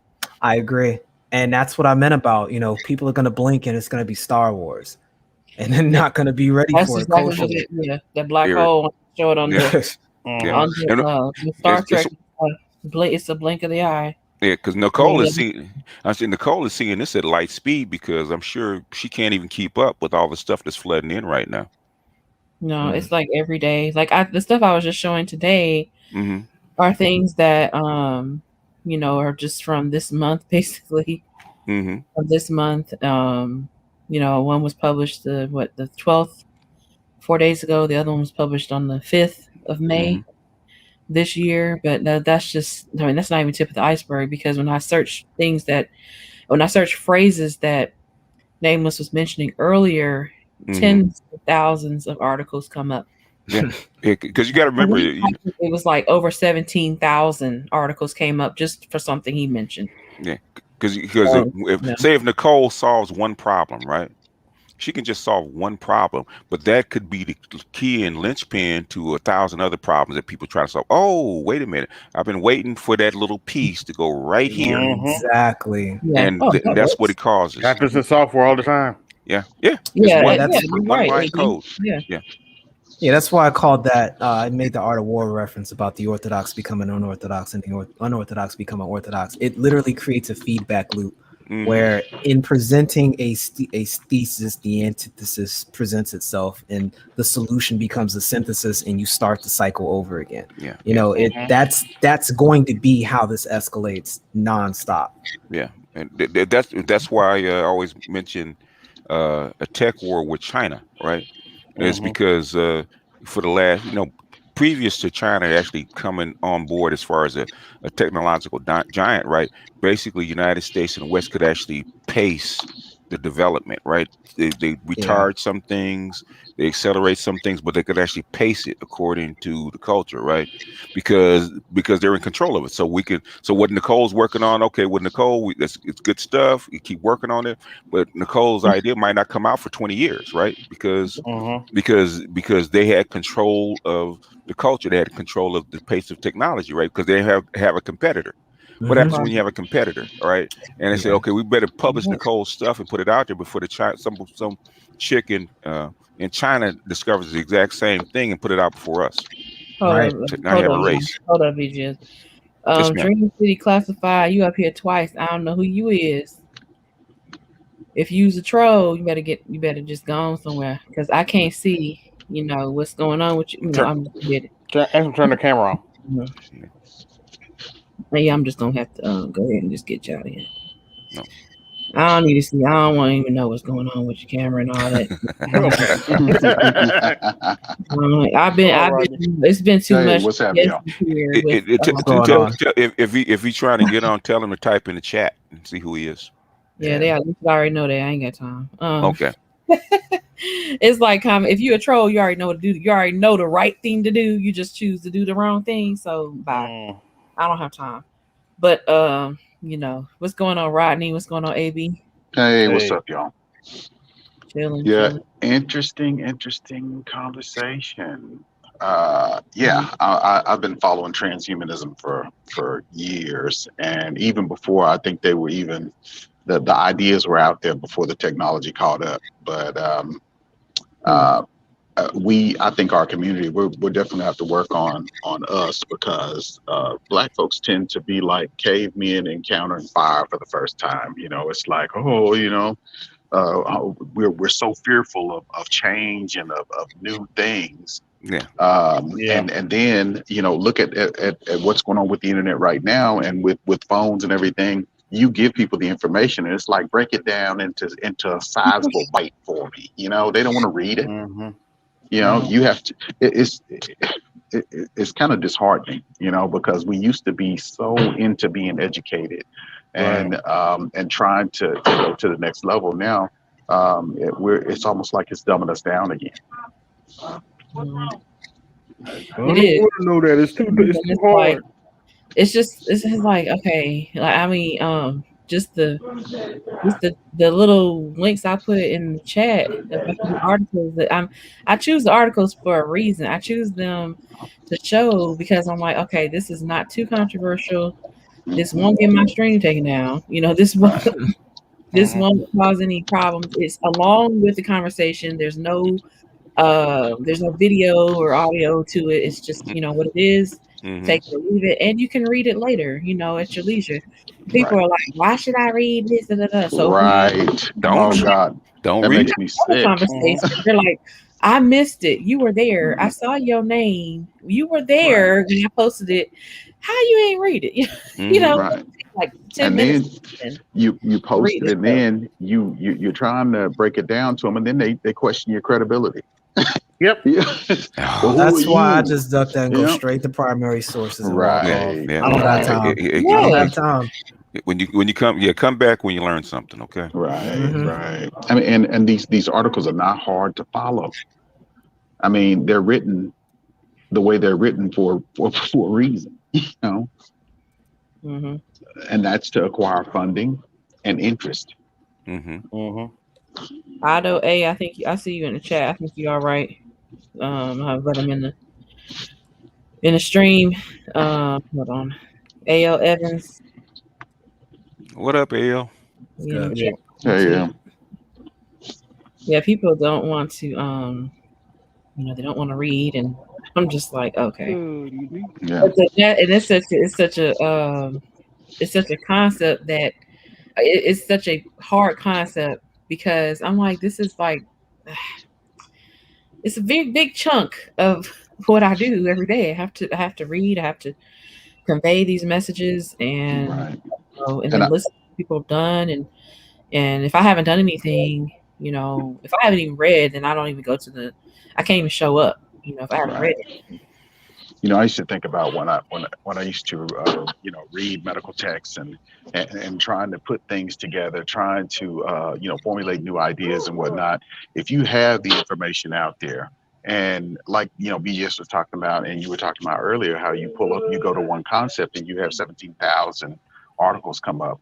You know, I think the next thing that's going to happen is that AI is going to be put together to going to be implemented to put the you know, connect the dots, to make it to where, okay, this will be helpful with this type of research. This will be helpful, you know, with this next step in you know, whatever. So because I think the information is out there, but there's not enough people to connect the dots. They're already doing it.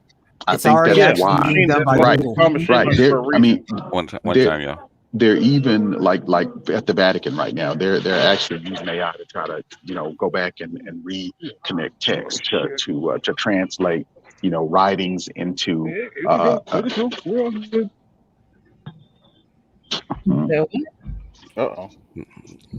Somebody needs to be muted. Sounds muffled. Oh, okay. Well, hey, are you at work, Rodney? Yeah. Okay, that's what's going on. Yeah.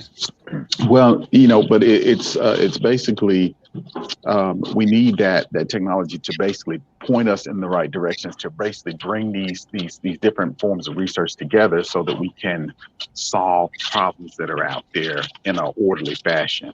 And I think that we're getting to the point to where that's going to be something that's going to be helpful for us. Yeah, that's the only thing we can do is solve problems.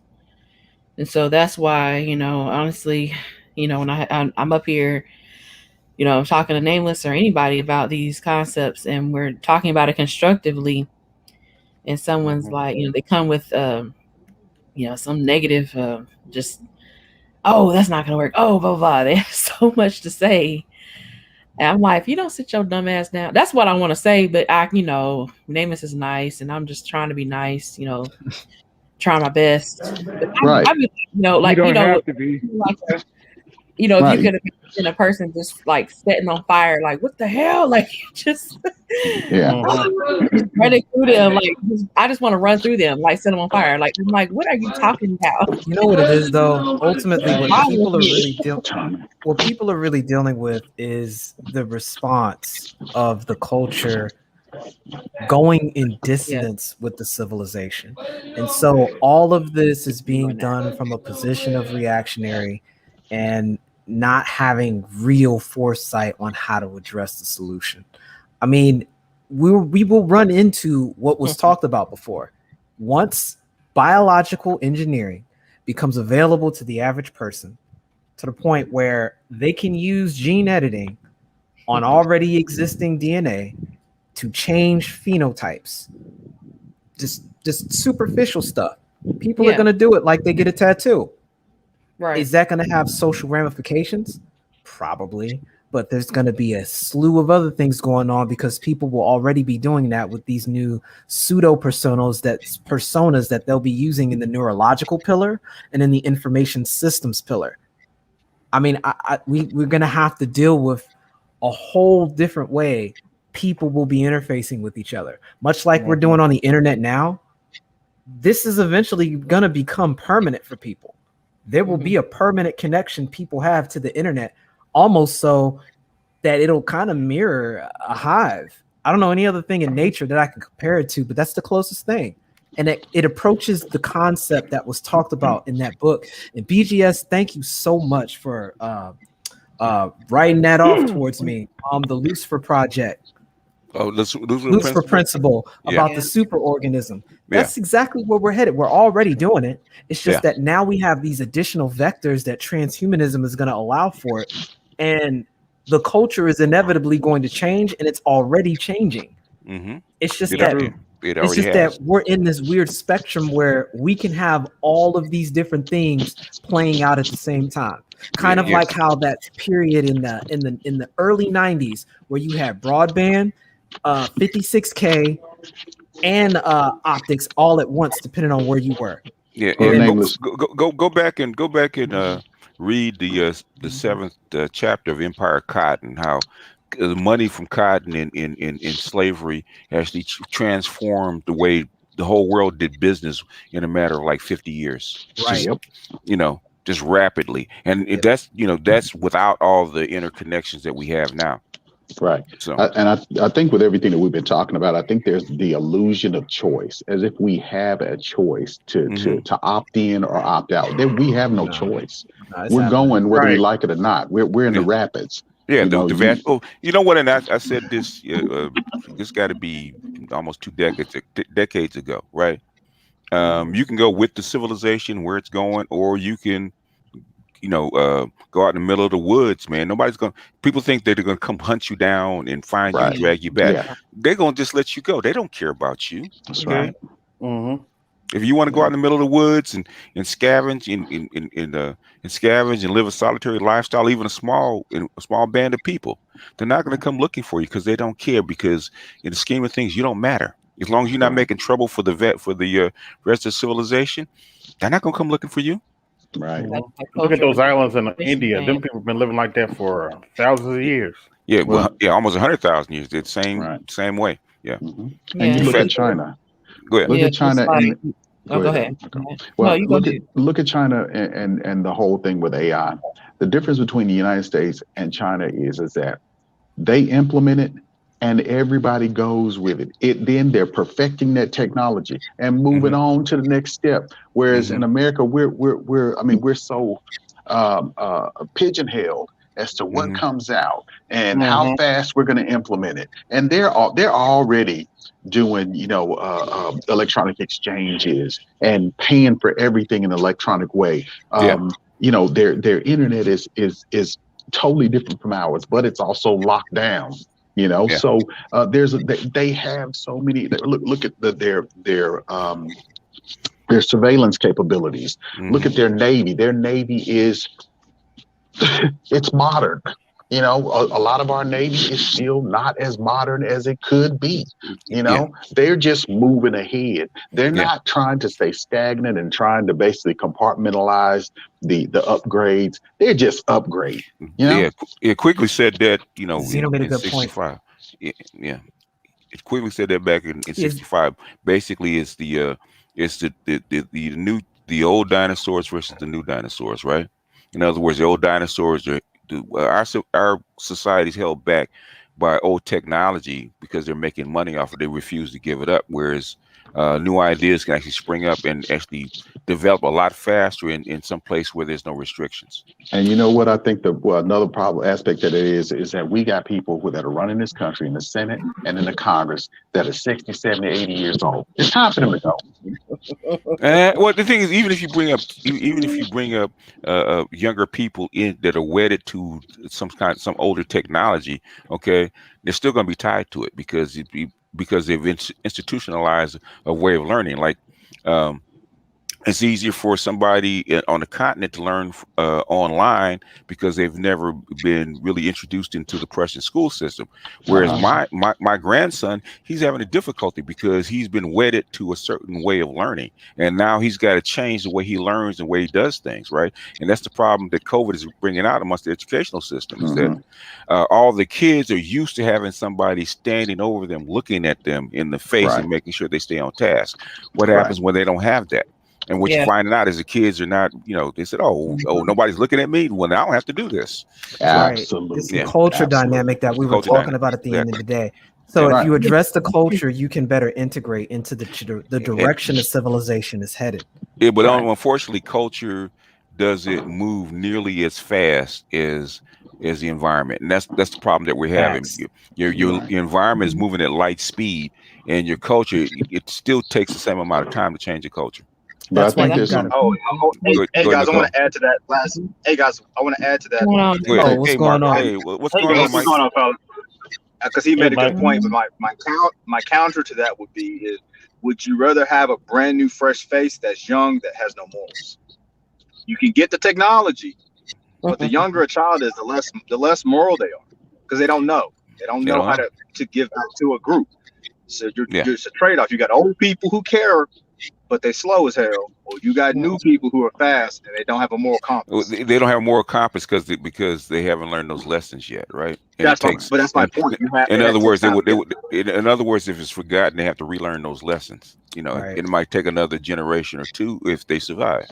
Well, and then you have to look at it this way too. Look, there used to be a happy, a mutual respect with government and science back in, World War II, Korean days. There were the vetting of technology and the implementation of new technology was a smoother process. Now you got people up there that don't even fucking believe in technology. You always have those people. You always have those people. Well, and the military was always like a go-between, saying, yeah, this needs to happen. And those guys would come along.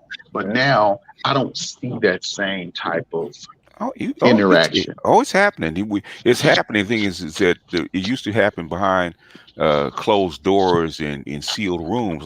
20 years ago, we would never see somebody like Nicole on the internet, ever, ever.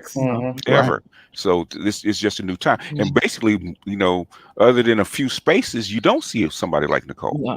That's how we're fortunate to have her.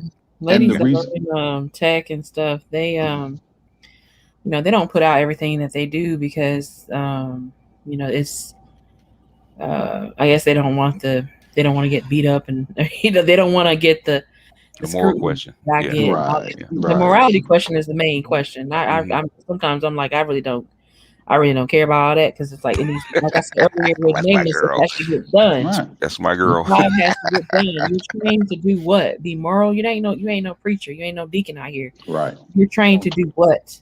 You're trained to get the job done. Yeah. But there's the other part of that though, Nicole. When did you take ethics? When did you take ethics in when you were getting at the lower levels of your training?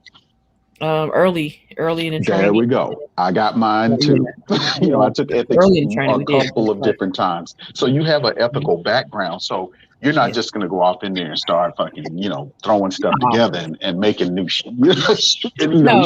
That's true. But think about the young guys who are becoming crypto billionaires. You got to think, they're Western ethics, they're United States ethics. Do Chinese, Germans, and whoever else has got this technology, Russians, have the same ethics that you do? No, no, absolutely not. But that's where the military comes in. But you learned that too, So like I said, hey, I got civilian ethics and I got military ethics. Yeah. So you wouldn't have COVID-19 if people were completely ethical. Exactly. Yeah, we have everybody has a course internationally. I mean, they call it like different names, but it's like basically the same course. It's not ethics course, not called ethics, but it is about ethics and morality. And it's called responsible conduct of research. So you have to take that like every 2 years or something. I just took the course again, and I was like, they've updated it so many times. And the reason why they do that is because of the capabilities of what can be done. Yeah, and they incorporate that into it, and they talk about COVID and everything. And I was like, oh, okay, why are they talking about this? And go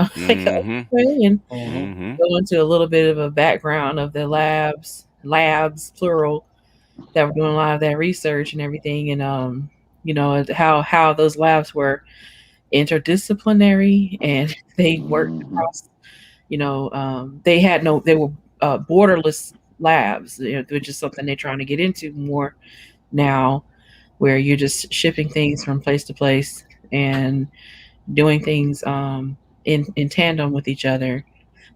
Simultaneously, like I'm working with a sample, somebody in France is working with a sample, we exchange samples, we work on those experiments at the same time.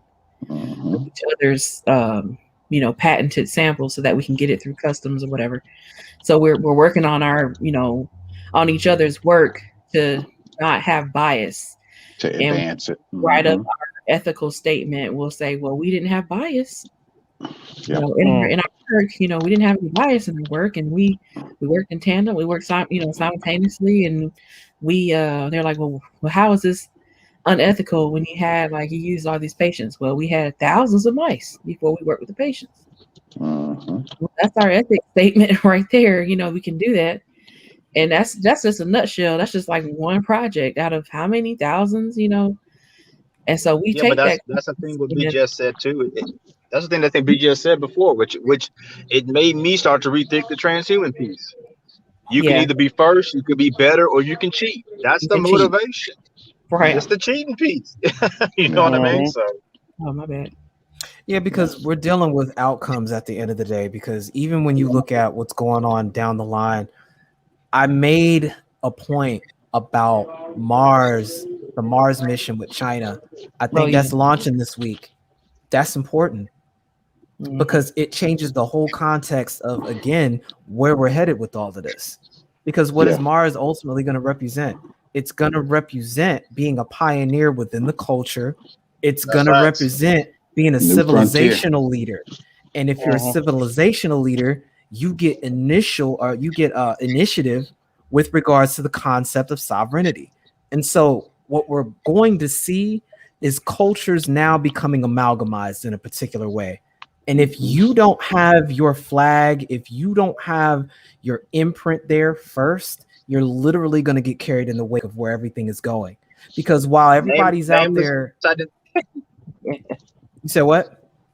No, I didn't think about that. Think about one country claiming a whole planet. That's I never thought about right it now. That's where we're at. I never thought that. Like, wow. What does that even mean? This is about resources, y'all. This is because not only are they going to claim that planet, they're going to be trying to develop those resources. You're talking about refining those resources. You're talking about possibly bringing some of those resources back here. I mean, those plans are in the works.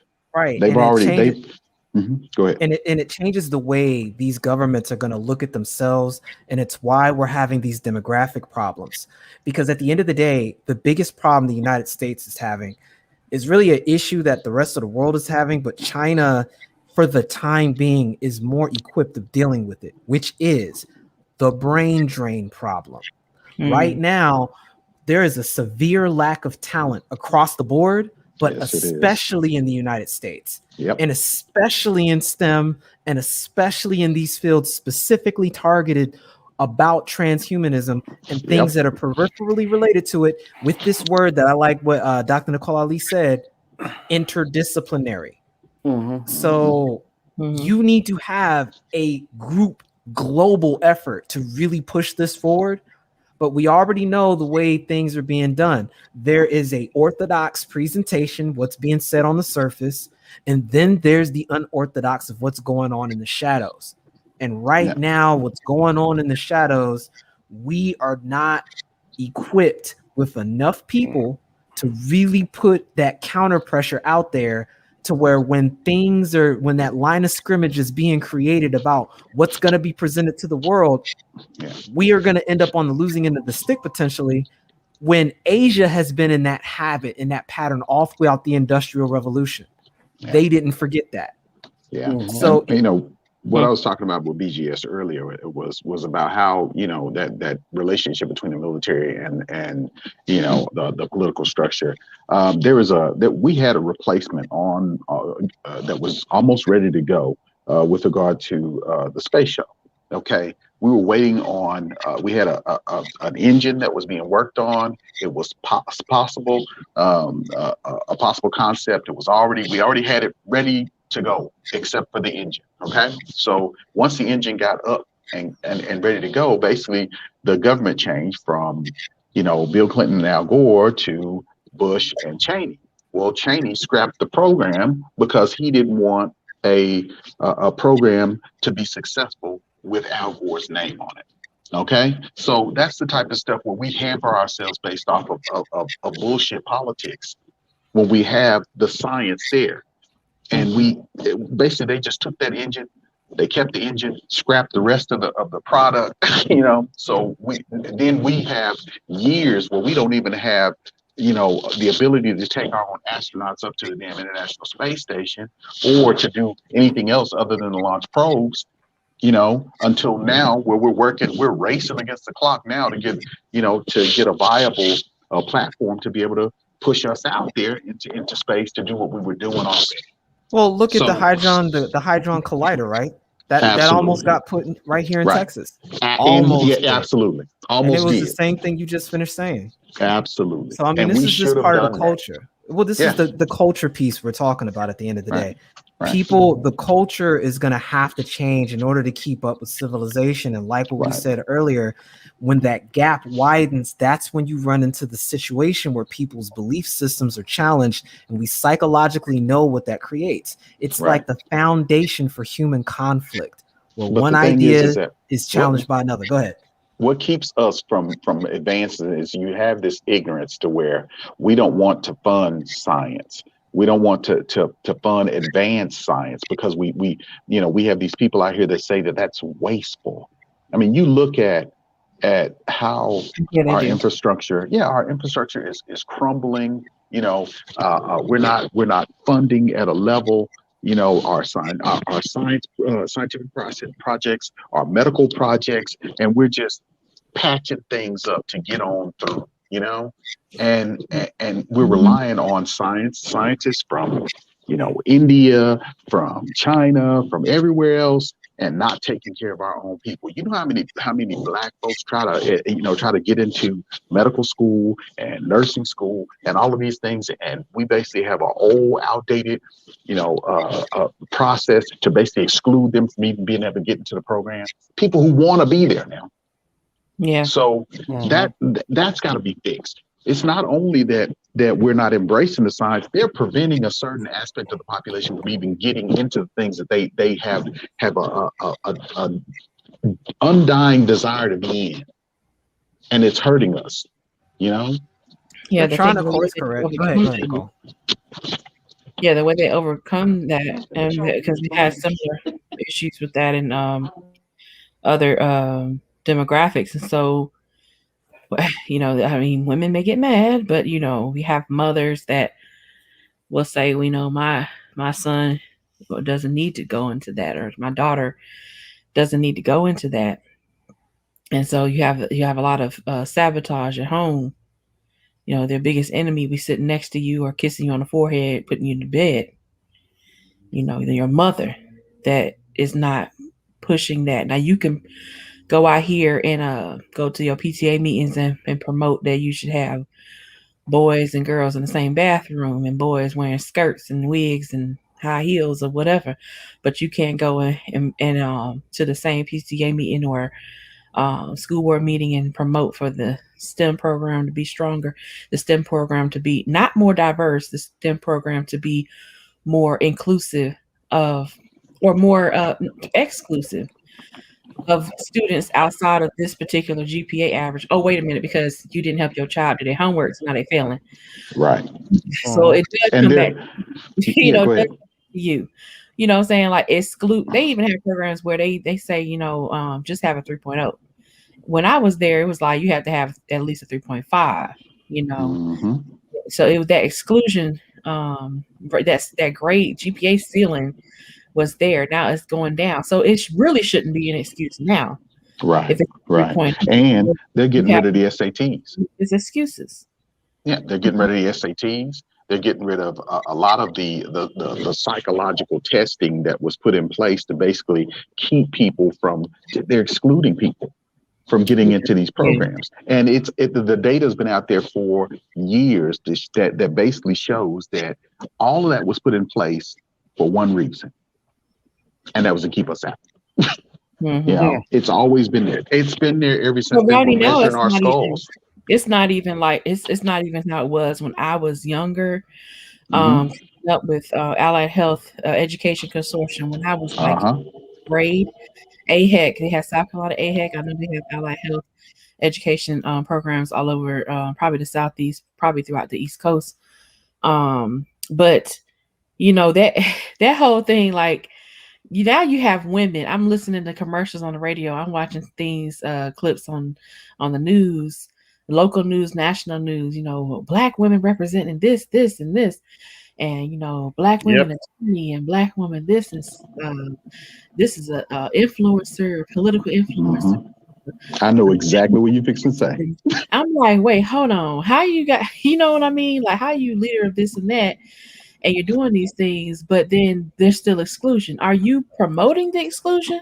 Right. What are you really doing there? Right. And then, if we have all of these black women that have all these degrees, and degrees are up 30-something% and whatnot. Okay, well, what are you getting degrees in? Are you getting these degrees into in fields that are gonna move us into the future? Or are you just getting placeholder degrees, that you're never gonna use? I got a better question. Since you have all these degrees, why are your boys still failing? Oh, wait a minute now. I already know what they're gonna say. Don't you blame the fathers? You're the one that has custody. It's your responsibility. Yeah, that's what I said on Art New Styles channel the other day. It was about a different topic, but I said, they were like, well, what's the mother supposed to do? I said, it's your mother's responsibility. Absolutely. And actually, teach your daughter she's beautiful, to teach her child that she's, what my mom told me, I'm 1 in a million, all these different things, like basically cliche, but to a 6-year-old, that means a lot. You are beautiful. Don't you ever tell anybody that you ugly, that you stupid, that you can't do stuff. You can do whatever you want to do. Right. Don't ever let them talk to you like that. You stand up to them. You don't let people bully you. You don't let people pull your hair. Well, that one time my hair got cut. I didn't know it was cut, but it grew back. It's hair. Like, who cares? But like you don't let people, like the boy, he was like 13 years old. Them white boys had him drinking piss out of a cup. Oh shit! You let somebody sit here and make you drink pee out of a cup? Oh, are God. you kidding me? What kind of mother is this? What kind of father is this? Right. That's what I was like. Where the daddy at? Where his daddy at? Like, he should have whipped them kids' butt. But they pussified everything because it's like you can't fight. You can't defend yourself. If you do anything, you're basically going to be held to a standard that's unrealistic. Whereas there are going to be situations that are going to arise in your life where you're going to have to fight, or you're going to have to think about a better way of getting that a solution to that problem other than fighting. You may have to use politics. You may have so that's the socialization that you were talking about earlier, where you have a smart kid but they have no social skills. And that's what we're seeing. We have a lot of kids that don't have any social skills. They're putting it together on their own, and they have no problem solving skills. They have no interpersonal skills. They don't know how to even intermingle with each other, even talk to each other. But that's the culture piece. Absolutely, that's culture piece. Right. But I wanted to get West Coast in because he's been sitting here for a second. Oh yeah, West Coast. Go ahead, bro. What's going on, West Coast? Os. You there? He may still be on mute or walked away. No, I just heard him say, you there? No, he's on. I said the mute is on. I think Liv is muted too. I don't know if you had something else you wanted to add to the conversation. No, I agree with everything. I agree with everything y'all saying. That's why. Listen, I'm going to be flat out honest with you. That's the reason why my son and I, that he's been here that first year, that transition was hard for him, right? Living with the man, transition of seeing how the world is supposed to operate and that it really operates, right? I don't know if y'all caught Dennis Sperling's interview yesterday with this young guy who thinks he can become a multimillionaire with his feelings and with compassion. The rest of the world, when the rest of the world is not operating off compassion. So, my son, I finally found him a gym so he can start doing martial arts like Nameless talked about. So we're gonna start him up in Muay Thai. And I just told him, I said, look, dude, you gotta know how to fight so that you don't have to fight. Right. That's the crazy part. You gotta know how to be ruthless in business so you don't have to be ruthless in business. Right. These people out here are not coming at you morally. If 75 to 80% of black boys are at the bottom of their reading scale and they can barely read and write, right? And I just told my son, I said, when he came to live with me, he's always had good grades, but he got an F on one of his report cards. I said, that responsibility is on me now. Right. Right. One of the scrolls. You're not getting no F's up you're not getting no F's up in my house. One of the scrolls. It doesn't matter what. Go ahead. I'm sorry. Oh, one of the scrolls, because you said something that was pretty interesting. One of the scrolls in Nimpodi states that the military mind has to use the way of the merchant to achieve its goals, and the mind of the merchant needs to use the way of the military man in order to achieve its goals. So it's an interdependent relationship that you were talking about. To have the ability to do something so you don't have to. Mm-hmm. I just co-sign on that 125%. Right.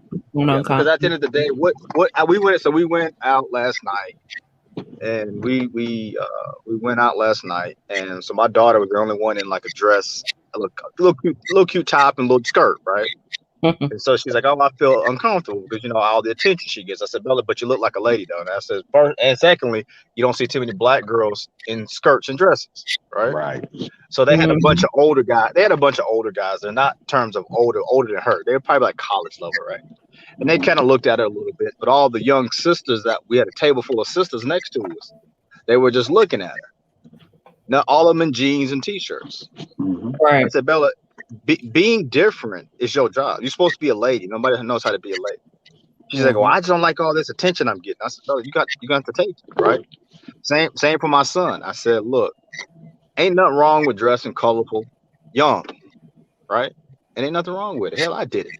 You put all the crazy, you do your trends and stuff like that. But as you get older, you're supposed to put that stuff aside. You got old dudes, 40 years old, my age, dressing like a young dude." Like y'all talk about, it's that culture piece, man. We're emotionally delayed. Yeah, as our culture, right? So how do you compete with a group of people who don't have, once you remove that moral piece, that don't feel bad about helping you along and needing you for anything? Right. How do you convince them to help you? Right? Yeah. I think that's my biggest conundrum in this whole thing. How do we, if y'all not gonna get these black boys caught up, how are you even gonna get them to even get goods and resources from a group of people who go, screw it, we're gonna go full force in this technology. We're gonna skip the moral piece. Now you just keep moving. I don't think twice about them people in Indonesia and on that island. Do y'all? No. I got stuff to do today. Yeah. We are getting left behind, not just in our nation. We're getting left behind globally. Yeah. That's the problem. And it's exposure. It's exposure. And see, you go and you look at what kids are reading. You just go on Twitter and just go and randomly look up, what these Japanese kids are interested in.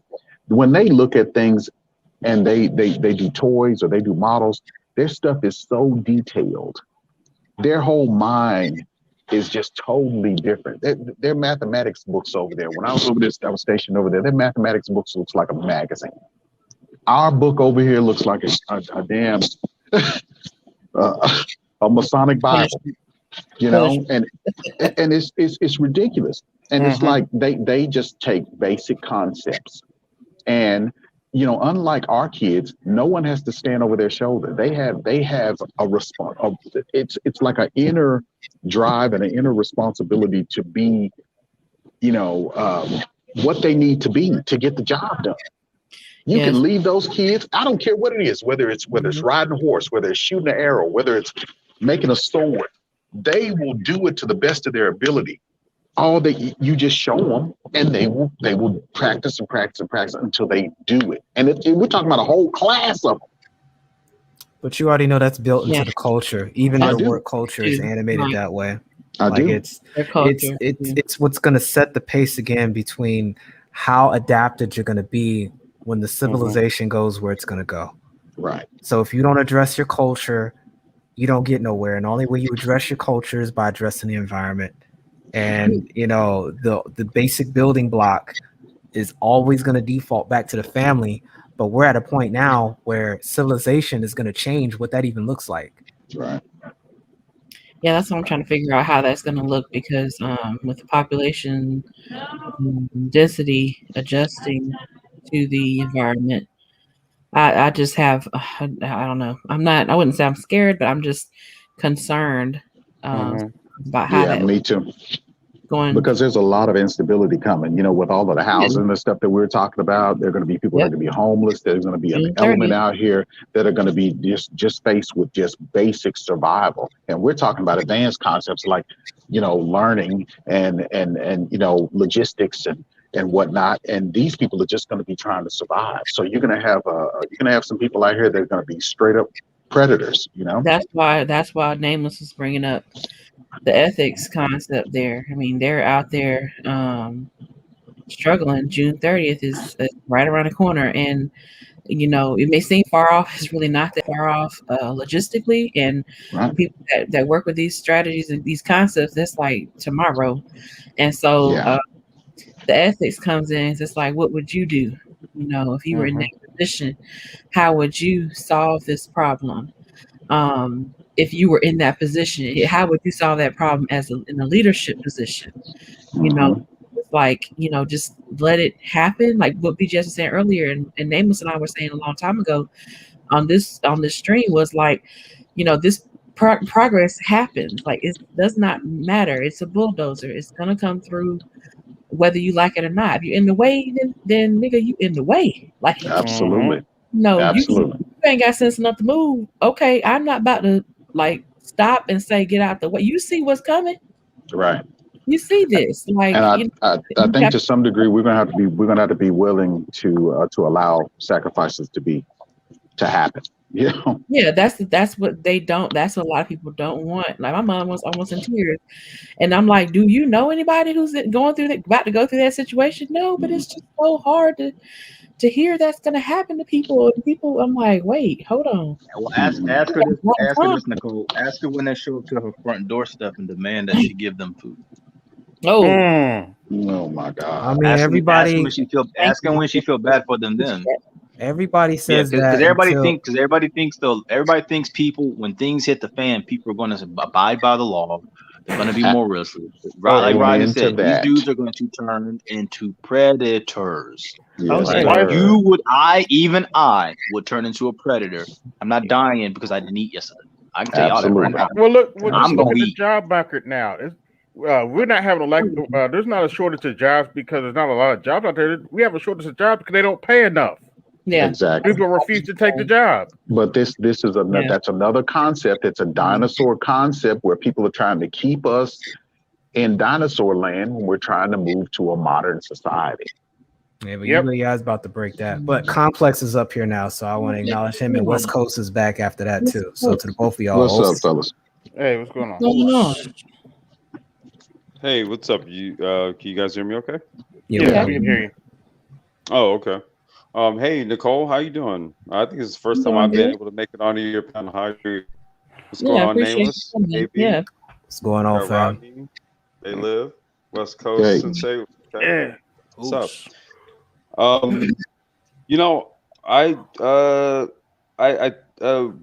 do I say this? So yeah, I'm following the line of what Nicole was saying. It's sort of like fourth industrialization it's happening. It's not a when it's going to happen, right? It's like literally happening, and it's happening where like we're already maybe like waist deep in it. Yeah. Right. See, so I guess sometimes I get with me, I'm kind of like there's always a notion of win, and I'm like, what do you mean win?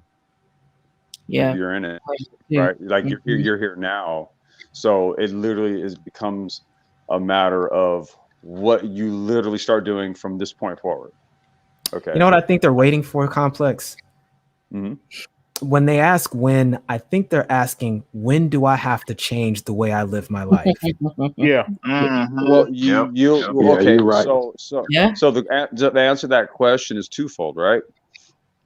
It's either you change based on information that indicates to you that you may need to make some changes, or you change when proverbially they say the shit hits the fan.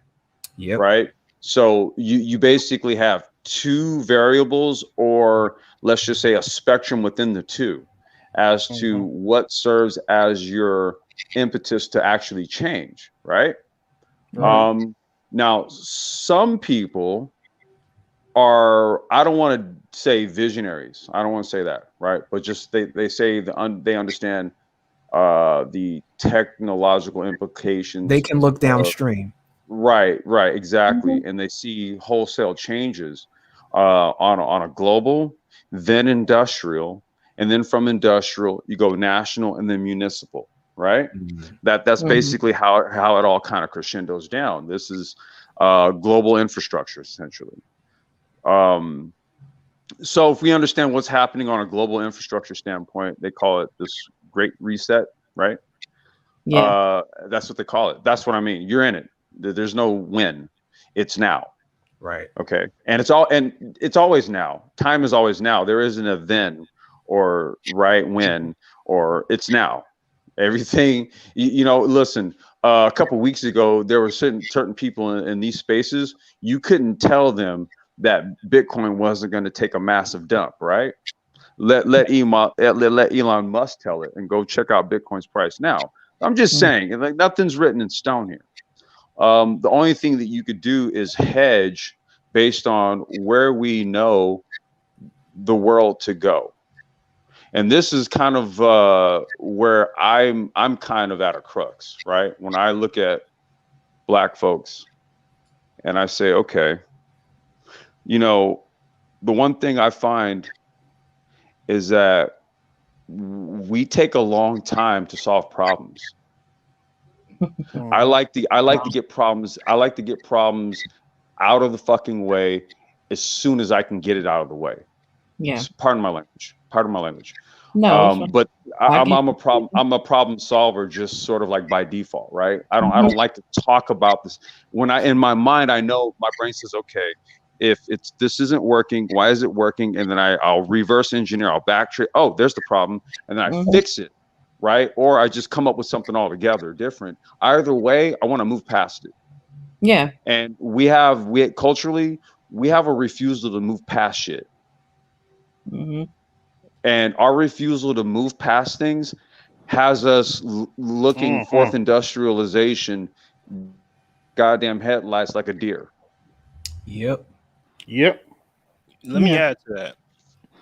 I think that culturally we've been socialized to be intentionally illiterate, and there's many variables in why that has happened that has been documented by plenty of our elders and thought leaders of today. And I think that to this stream's question and how it's being presented, you're giving it with the assumption that the people who are listening, they're in the driver's seat in order to make an informed decision. However, most of our community has been trained to be consumers. So back to Nameless's point about people waiting for the win, because we've been socialized to be given a particular object to focus on, as consumers, that's the win that they're expecting, not knowing that when this information is being provided, especially as objective as possible, with Nikole and Nameless providing references to give you as far as, for self-study, it goes over people's heads because the default ritual is, well, oh, they sound so smart, let's just give it to them. When it really hits the fan, i.e. when things start happening with me immediately, that's when I'll make the change. And I think that what's trying to be communicated is that once it's in your face and it's already there, it's too late. And this idea or this fantasized notion that you're going to be this, Rambo, or this, this type of person who's going to fight against the system when it already is in your face is out of the window. And the type of mindset and the type of framing that you have to have in order to process this, especially in this new world that we are wrapped up in, is to change that paradigm. And with that comes with, the things that Nameless and Nikole talk about as far as your own personal examination or assessment before the masses make it for you. I can tell you as a person in tech, when we have our weekly scrums or if we have a product that we have to push out, the question is, will our customers be able to use this, like from a customer perspective, or are we designing this as text? Right. And so for the most part, most of our staff, they've grown so used to like Apple, for example, and how they make everything so seamless as far as like how you touch a button, when and where. Simplistic. You don't realize when they say that they don't like Androids, that you are given a certain amount of freedom on Android in comparison, because you're able to tinker and you're able to customize. However, the trade-off is you have to be a critical thinker. You have to think, what option am I not given? And most people are trained, especially in from a Western vantage point, you do as you're told and you're given whatever option that you're given, and then you stay in that construction. So when these discussions or topics come on, all they have is the proverbial hammer to try to address this nail that's not even a nail, but you're talking about a foundational brick. Superb, superb. Yeah, ritual. That's that term you used. I think Nameless has used that before when we were talking about. I think we're on epigenetics conversation, and even some of the social dominance theory concepts that we were discussing once. With that ritual thing, you know, to me, ritual just cycle. You know, you're just the cycle, and it's a cycle that is detrimental in this case, from what this coach is talking about. You know, and you know, you're in that loop going around and around, and you think that it's the right thing to do. You're just like, oh, this is what I do. Right. But you don't. I mean, it's to me sign of like not having, you know, just not having the vision to just look around, just look around you. these people don't want to problem solve. See what else is out there, and that curiosity, you know, is very necessary. That curiosity, which springs forth innovation, and this innovation in turn, you know, does what Complex was saying earlier, what Nameless and I were saying too, solve problems. Right. Can I propose something? You know, get it done. I can't, like tomorrow, I can't go in there and be like, well, I can't do it. You know, I'm just gonna go home. No, sit your ass. You gotta sit down and figure it out. You know, draw. Like I draw a lot.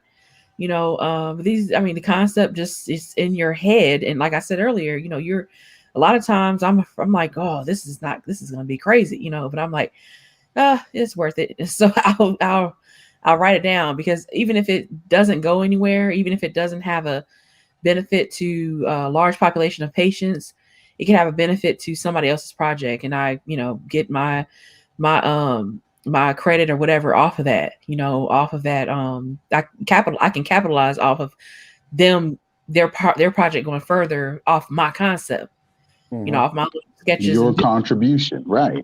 I've contributed to whatever they're doing, and then later down the road, when they're innovating and they need my help, they come back, you know, and we just collaborate that way, you know. And they're probably not even in my discipline, in my field of study, but we can, you know, talk back and forth. It doesn't even matter what field of study they're in or what I'm in. We're getting a problem solved. We're getting work done. Making progress. Main thing. Making progress. And I'm hearing about, you know, in the meantime, I'm driving home and I'm hearing about like Love and Hip Hop, and this, I'm like, what the heck? What is this? Nicole, let me throw something out there for people to consider. You said what? I said I wanted to throw something out there for people to consider. Okay. Not everybody is meant to solve problems. That's true. Yes. Right. Like not the macro ones. Right. I think there's a certain point where let's just say that once I learned the lesson that business and family doesn't mix. Right. I understood. I kind of understood like a lot of greater truths. Right. And it's sometimes it's not for every. Okay. It's for, I would say bare minimum, solve your own problems, like in your own life. Yeah. Right. But not everybody is going to have the mind to think about solutions on a macro scale. You get what I'm saying? Yeah. And I think what oftentimes what happens here is we expect people to think as broad as we do. Right. And what often ends up happening is we always get disappointed. Right. And at a certain point, we have to come to the realization that you may just be of an elect. Okay. And this is where things like the amoral pragmatism and ethics and all these things come into play when you have the intelligence to employ these tools when necessary. right? You have to know when to be completely amoral, completely cold, completely emotionless. And then you have to know when to have empathy and to be caring and all that, right? You have to be able to have the intelligence to exercise these reins of emotions when it is applicable. Not everybody has the ability to do these things. Yeah, you see people really heavily relying on that left or right hand side and not understanding how to dynamically adjust with good timing. In swordsmanship, we call this kindle sin, or to intercept the opponent and forestall them. And the only way you really are able to do that is if you have the experience to recognize an environment changing before it actually changes. You know, and that just comes with timing, and good communication and understanding of what you have. And yeah, people just aren't generally socialized to solve problems like that. And if they are, they're only adopted to a very specific environment. And oftentimes, you know, it creates more problems than it solves.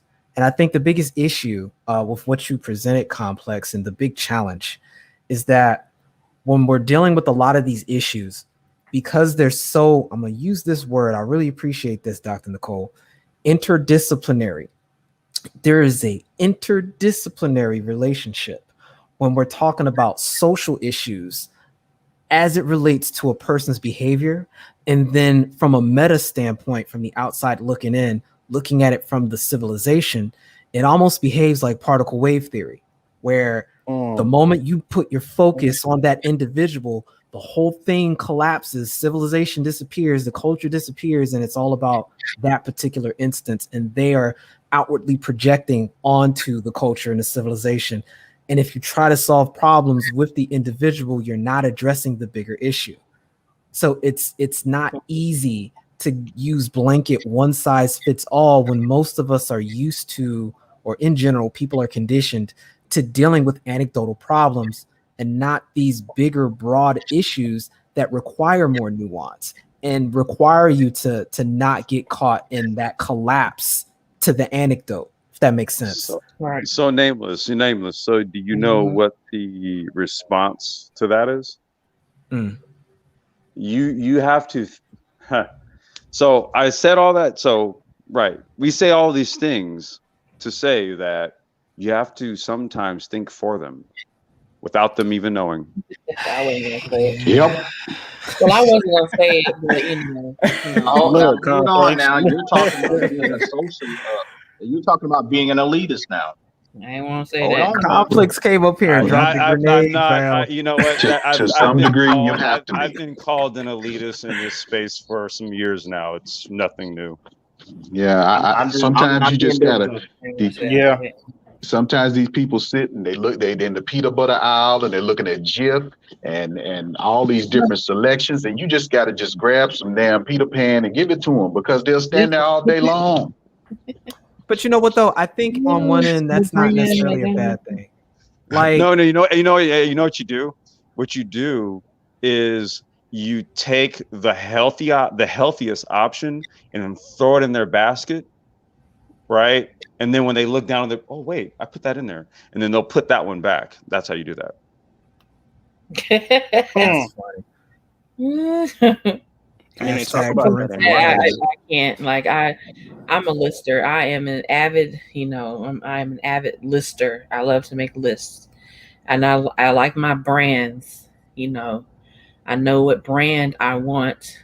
If they don't have it, I'm pissed. Like I'm just like, ugh, how dare you not have it? So check this out, Nikole. So but that's how I am. I can't stand people that just stand there and they're just standing there looking at the ice cream, and it's all vanilla, and they're just like, oh, the Blueberry. Right. Do I get the Breyers? Do I get the store brand? Like, move it. It's crazy. Yeah. So Nikole, is your brain noisy? Is that why you make lists? Probably, yeah. I mean, but that's. I would think that's a. See, I'm that way too. Quiet, then it's like there's not much activity and much learning there. Well, when you got a whole bunch of different concepts going on, a lot of times I have to keep paper next to me, so then I'll write down the thing so I won't lose it. Right. And then I'll work on it later on. True. Yes, transcription is a form of recording, right? So once you write it down, actually, it literally there's studies on this, right? See, so what you did was you literally It's a rudimentary form of memory, right? So like if you take something on your computer and then you dump it onto like a little flash drive, okay, if you take something out of your brain and put it onto a piece of paper, technically you just did the same thing. Yeah, I find I learn things better that way. Like I'll write them down even though I'll hear them or I can see it. If I write it down, I retain it much better. Maybe that's why, but it's probably just parts of your neurology being in existence. You said, I want to tell you, I'm the opposite.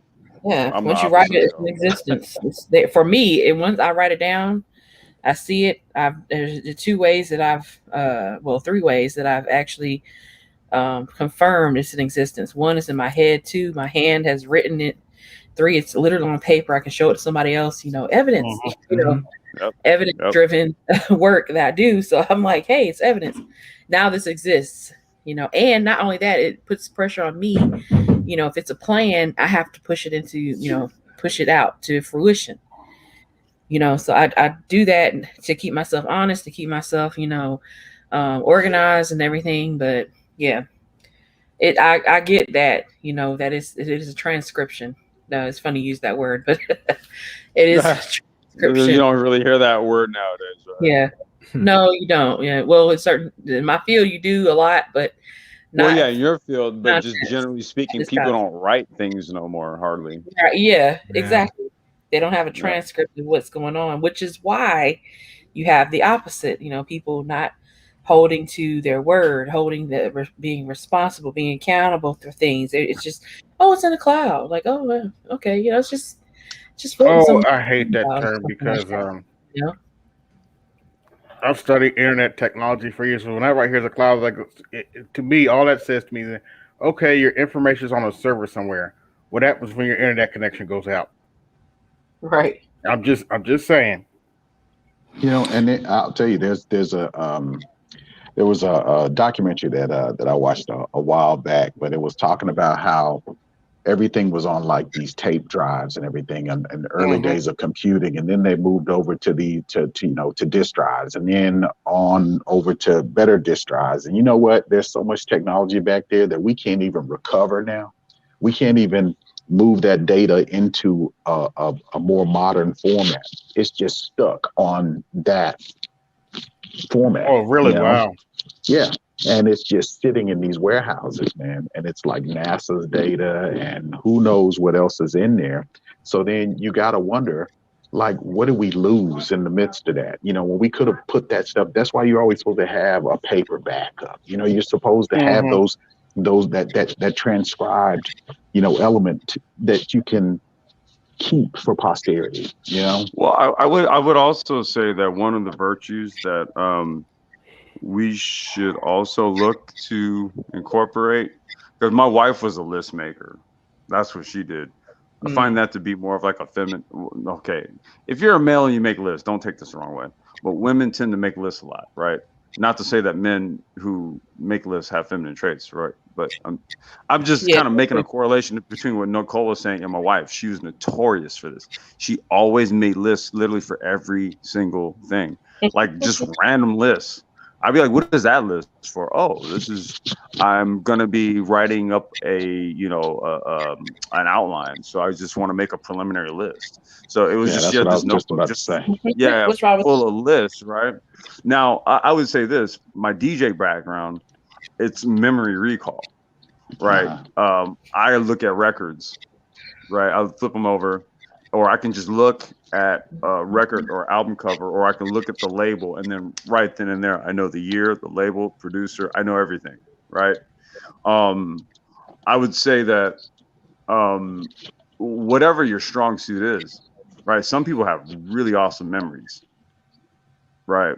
I mean, whatever, I guess for me, I'm like, what we typically don't do is develop our mental faculties. We shun those, right? We're just culturally speaking. We kind of just negate intelligence as a virtue, right? We kind of look at it as those who, quote unquote, are gifted, so to speak. Everybody possesses a computer in their head, essentially, and you have to just essentially develop it. So whatever attributes are the strong points, I would say highly focalized on those, right? Well, you got to look at the way people are brought up, right? Because ultimately, I'll extrapolate what I think you're saying. People need to learn the learning style, and a lot of times people don't have necessarily an environment that's conducive to that, because where they would have their faculties challenged, they're not the only ones there, and the teachers and the curriculums have to essentially follow a bell curve dynamic. So they're going to shoot for the most middle ground they can and make things streamlined relative to time and resources. And what it means is individuals who could be classified, I guess, as gifted, they don't get the attention they're supposed to, and the culture doesn't cultivate and really hone in on people's differences, because human beings are supposed to occupy a spectrum of a circle. And maybe one particular individual has talents that cover 100 and we'll say 240 degrees of that. You still got a whole section left over, 120, whole third of the circle left over, that other people can help fill in the gaps. Your culture is supposed to give you a model to the where, when you put everyone together, you've got a full 360 view. Right. But and that's what I'm speaking to. Yeah. Right. Everyone just gets pigeonholed into one slot that's predetermined in general. So that's what I'm talking about, that talent cultivation. No, that's exactly what I'm touching on, dude. Like the culture has to shift, right, to where all learning styles are adaptable. Right. Just like you said, dude, it's like if you possess 240 of 360, you're still lacking 120. That's still a sizable portion. You know what I'm saying? It's the majority, but it's still a chunk missing, man. There's still that room. I don't even want to say for improvement. It's just room for completion. Exactly. Something that I'm interested in exploring is how those types of questions in regards to culture would be applied to the human pluses of the world. Looking at one of the pillars, especially like the AI or like the Hive model, where a human plus individual would have access to all the same information that the Hive would be able to access. How does one's role play a part in regards to the communities that they build if everybody is able to access the information, but depending on the environment, whether something is more favorable or less favorable, how does that dynamic work, especially given the fact that we have other pillars that could possibly address deficits if a trait isn't as desirable versus another one? Well, it makes perfect sense. And I think there's a phenomenon. Well, there's a few things you're kind of branching on. We need to understand that each of those pillars has the potential to become their own paradigm changer intrinsically. So you low-key overlapped the AI pillar with the cognitive pillar. And what happens when that takes place is it's described generally as singularity. But there's going to obviously be a build-up to that point. Singularity being a merge of consciousness with machines and human beings where they're indistinguishable. So that key word you said was Hive.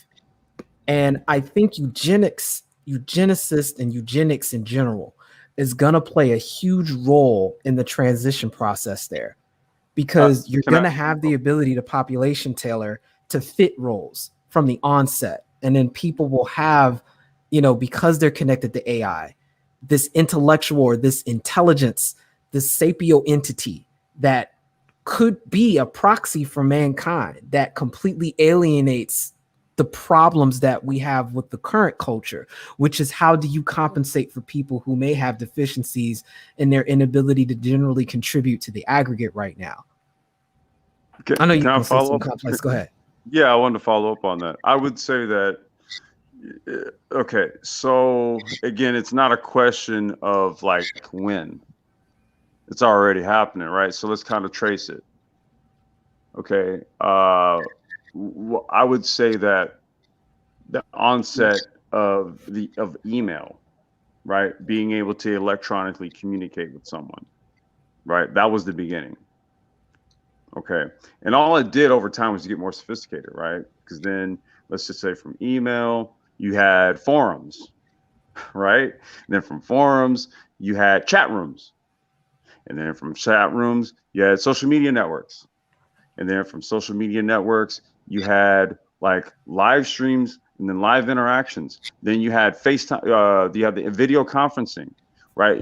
As you move closer, now we're into VR, right? VR headsets where you go into virtual rooms, right? And then you're interacting with people in a virtual world, okay? Then we're going to take it a step further. We're going to go Neuralink. Yeah. Okay, that's where now that's where now consciousness and AI have now merged, right? Yep. Who right now pioneers the technology and is bringing it to the commercial market? Elon Musk with Neuralink. Yep. Right, so that's what I mean. Yeah, that's what I'm saying. We're here. We're here. What it is that unbeknownst to everyone, see, we've been using rudimentary forms of everything that we say, well, when it gets here. You've been using it this whole time. Okay, Touch ID, Face ID on your phone, two-factor authentication, all of these things. What do you think these things are? They need that to build what you're talking about. Yeah, the final step. Yeah, think about it. I mean, your phone recognizes your face in order to unlock it. Hello. Right, I understand that. My question being is, because the advantages of AI and ultimately the goal being human preservation in regards to things that will be conducive to the aggregate, the only unknown, the known unknown, at least in my mind, is the actual environment that is being placed on. So example, you move to a colony in Mars, or if you move humans to Mars, for example, the sets of environmental challenges that are on there, the culture may be what is considered not as important here on these planes as far as Earth, because of the environment that we're aware of. That attribute may be useful if you were to be in Mars, hypothetically. And my question being is, how does the aggregate or the actual hive itself account for that, if using like just the working theory of a eugenics where you're only filtering out favorable attributes or traits, you end up phasing out a trait that could be favorable because it's within the context of your environment. If we're talking about from a interplanetary or just a different, environment. But remember, it's not going away, right? Like everyone's uploaded at the same time. Yeah, my bad, Complex. Everything's uploaded at the same time. So like if So if you've got a situation where, for example, human beings are being adapted to the moon, there's no reason, well, we don't necessarily even know. There doesn't necessarily have to be a change to the human genome. But if you want to be adapted to there, you could make a change to the genome. And currently already, there are ways of undoing things or adjustments that you've made, or reversible CRISPR, I guess, is a way I can try to explain that. There are ways to undo what's been done technically, as long as there's a record for that. As long as it's sequenced, you can always go back and make adjustments. So the genome is not going to be compromised. The important thing is once you discover it, it's on record. There you go. And what can happen is people can optimize to fit the various environments they may go into. But let's get onto the singularity piece. We may have a lot of what's a new field. Well, I call it new. I understand it as quantum biology. So what we're talking about is the potentiality of synchronizing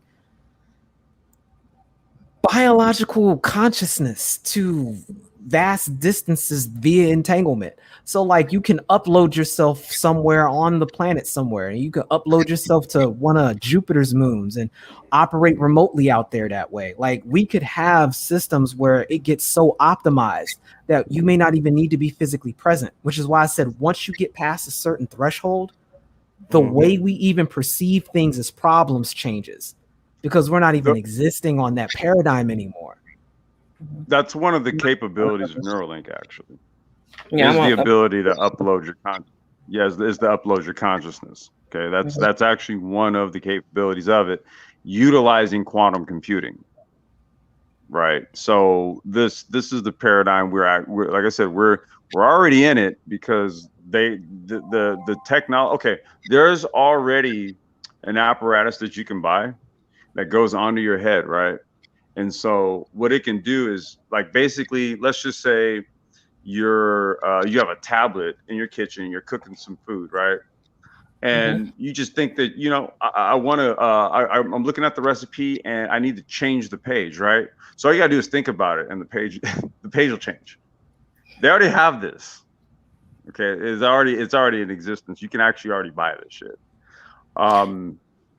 Yeah, the other part I wanted to just kind of touch on. All right. What I have been on record saying is I'm a technocrat, right?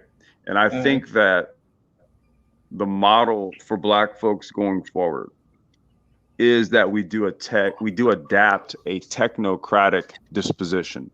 And essentially what that means is we become a class of people who master technology, right? See, so at that point, Garvey said the same thing. Yeah, it's ago. There's a reason for that. Right. Yeah, and there's a very legit reason for why he was saying this shit. But at that point, you then basically wield it for your own gain, right? See, so you don't really think about technology and existence in the context of how it is that you're going to react to it, right? But what you do is you wield it. So you analyze your environment and then you come up with technological solutions to improve said environment. So you infect the environment. You don't react to it. We've long been in a state of reaction. It's pre-slavery. If you impose on your environment, you don't. You have to, yes, exactly. You know, we have to be of an intelligent class where we look at our own surroundings. So this is where things like what we would do on the brain show, so we were model out how to basically turn a quote unquote food desert / quote unquote Black hood, right? And into essentially a smart city. And it doesn't really take a whole lot. It really doesn't. It largely just takes a shift in consciousness more than anything, right? Because all of the technical applications to do it already exist. This is why I'm like, well, why? Let's not talk when, right? If you honestly think that there's not a piece of technology that does the craziest thing that you can come up with, think again. Right. Oh, I'm at the point, if it's not, I'll try to create it. Yeah, I said earlier. That's the whole point. Yeah, think it. We can do it. You know, we can do that. You know, we can. Whatever you're thinking. You know, for me, whatever I think about, I already know at least 50 people have done it, and they have it published. And I'm like, damn it. When I go look, I'm like, they're already doing it. Moving on. So I'm like, wait, how do I make it crazier? Like, how do I make this more, you know, elusive? How do I make this more palatable to? How do you make it your own? Move up and down the spectrum, you know, of like how it's marketable. You know, where do I want to market this to? Do I want to market it to, you know, the federal government, military? Do I want to market this to some tech company? Do I want to market this to hospitals?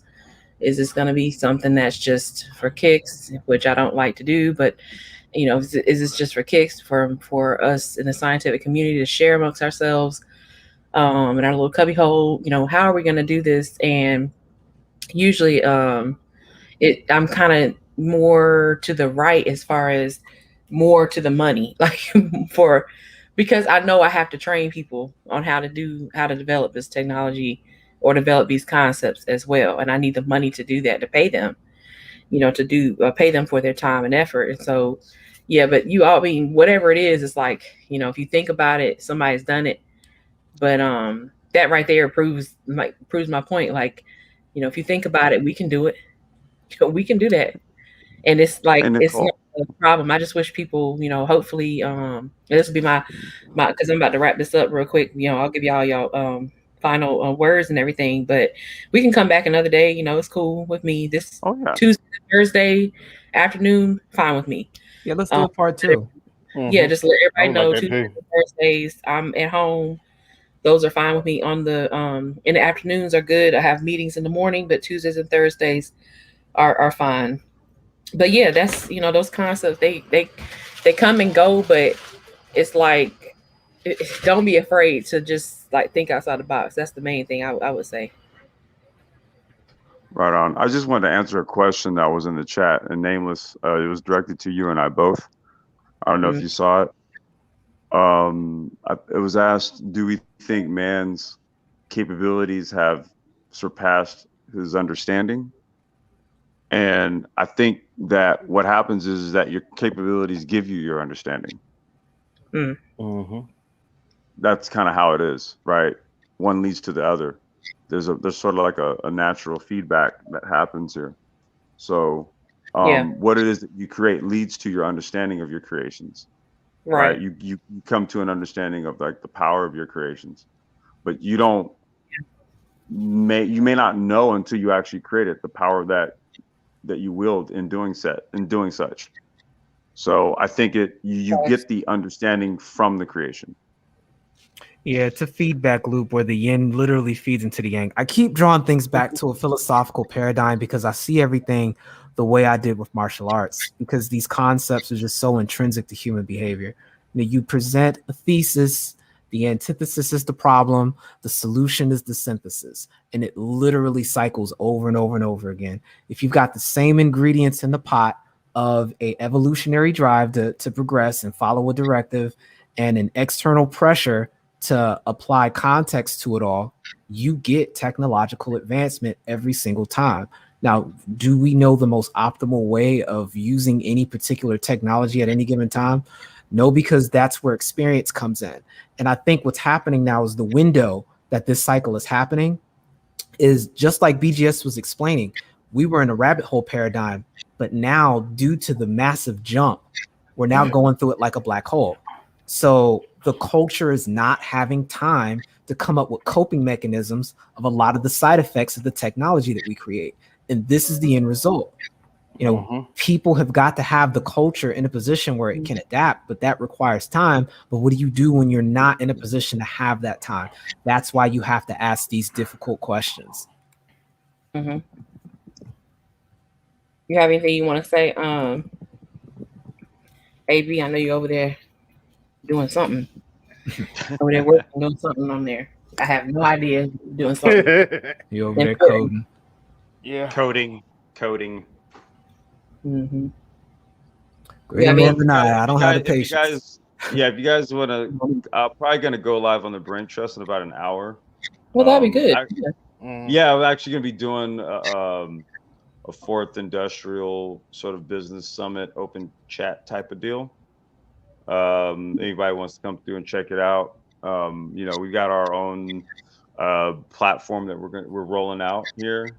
And it'll incorporate everything from micro mobility to robotics. So, if people think it can't happen and we can't do this, we can.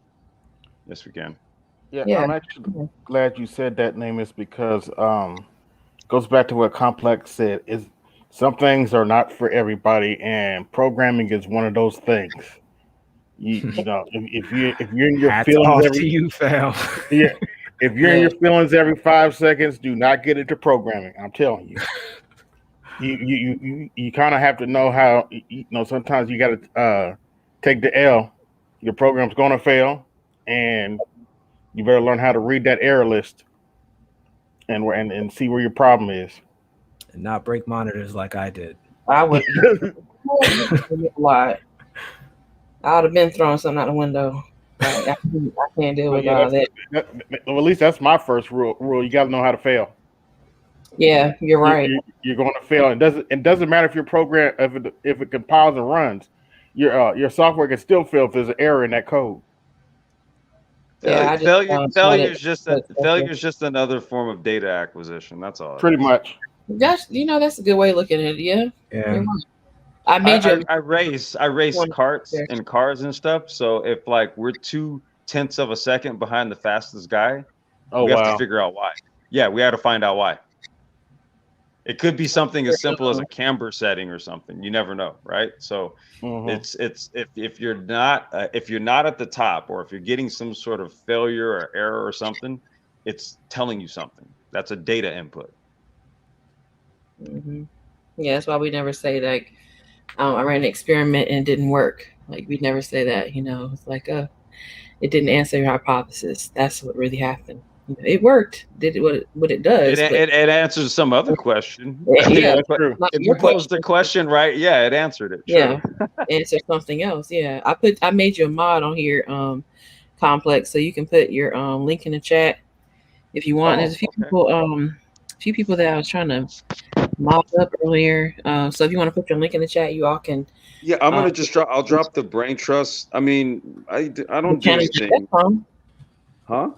That's fine. You put the channel link in there, Yeah, and I was gonna say I'll put the people have brain it trust in there. Like, you guys can sub to me if you like. I just talk about my garden. I don't really talk about anything important. but on the brain trust, yeah, you should definitely be over there. Totally. Yeah, that's a solid. That's a solid. Yeah, you guys go over there and see what's going on. You know, he says he's gonna go live in like an hour or so, so that'll be good. Maybe I can continue this conversation, or you know, whatever you're going to talk about, that's fine. You can expand upon it, hopefully. And I hope that you all come. Like, I want to do this again Tuesday or Thursday, whatever. So everyone in the chat, thank you for coming through. Everybody that came through on the panel, I appreciate you coming too. As always, this is a learning experience for everybody. We're not trying to like criticize anybody, hurt anybody's feelings, but if you feel that way, you know, like I said, links always in the chat. Don't come with no BS now. Like, you know, don't, like I had earlier, little person trying to come in here. I don't know you. But you know, just understand that we're not trying to like beat up on nobody. We're really talking about concepts that are more broad, and hopefully that brings more learning and more sharing of different experiences. You know, thank you so much for everybody that's been giving in the super chat as well as the Cash App. I appreciate you for coming through and hitting that like button and feeling so inclined to contribute to the stream. Complex just put the link for the Black Brain Trust in the chat. That's it for me. If anybody else has any final words, that's cool. No, we're good, Nicole. I appreciate you. No problem. Thank you. Thank you for coming through. I appreciate you. Catch you later. Okay. I'll catch y'all later. Y'all have a good week. Stay safe. You know, don't work too hard, you know, but make that money, but don't work too hard. Work smart, not hard. Yes, smart, exactly. And I'll talk to y'all later. Peace. All right, peace. Os.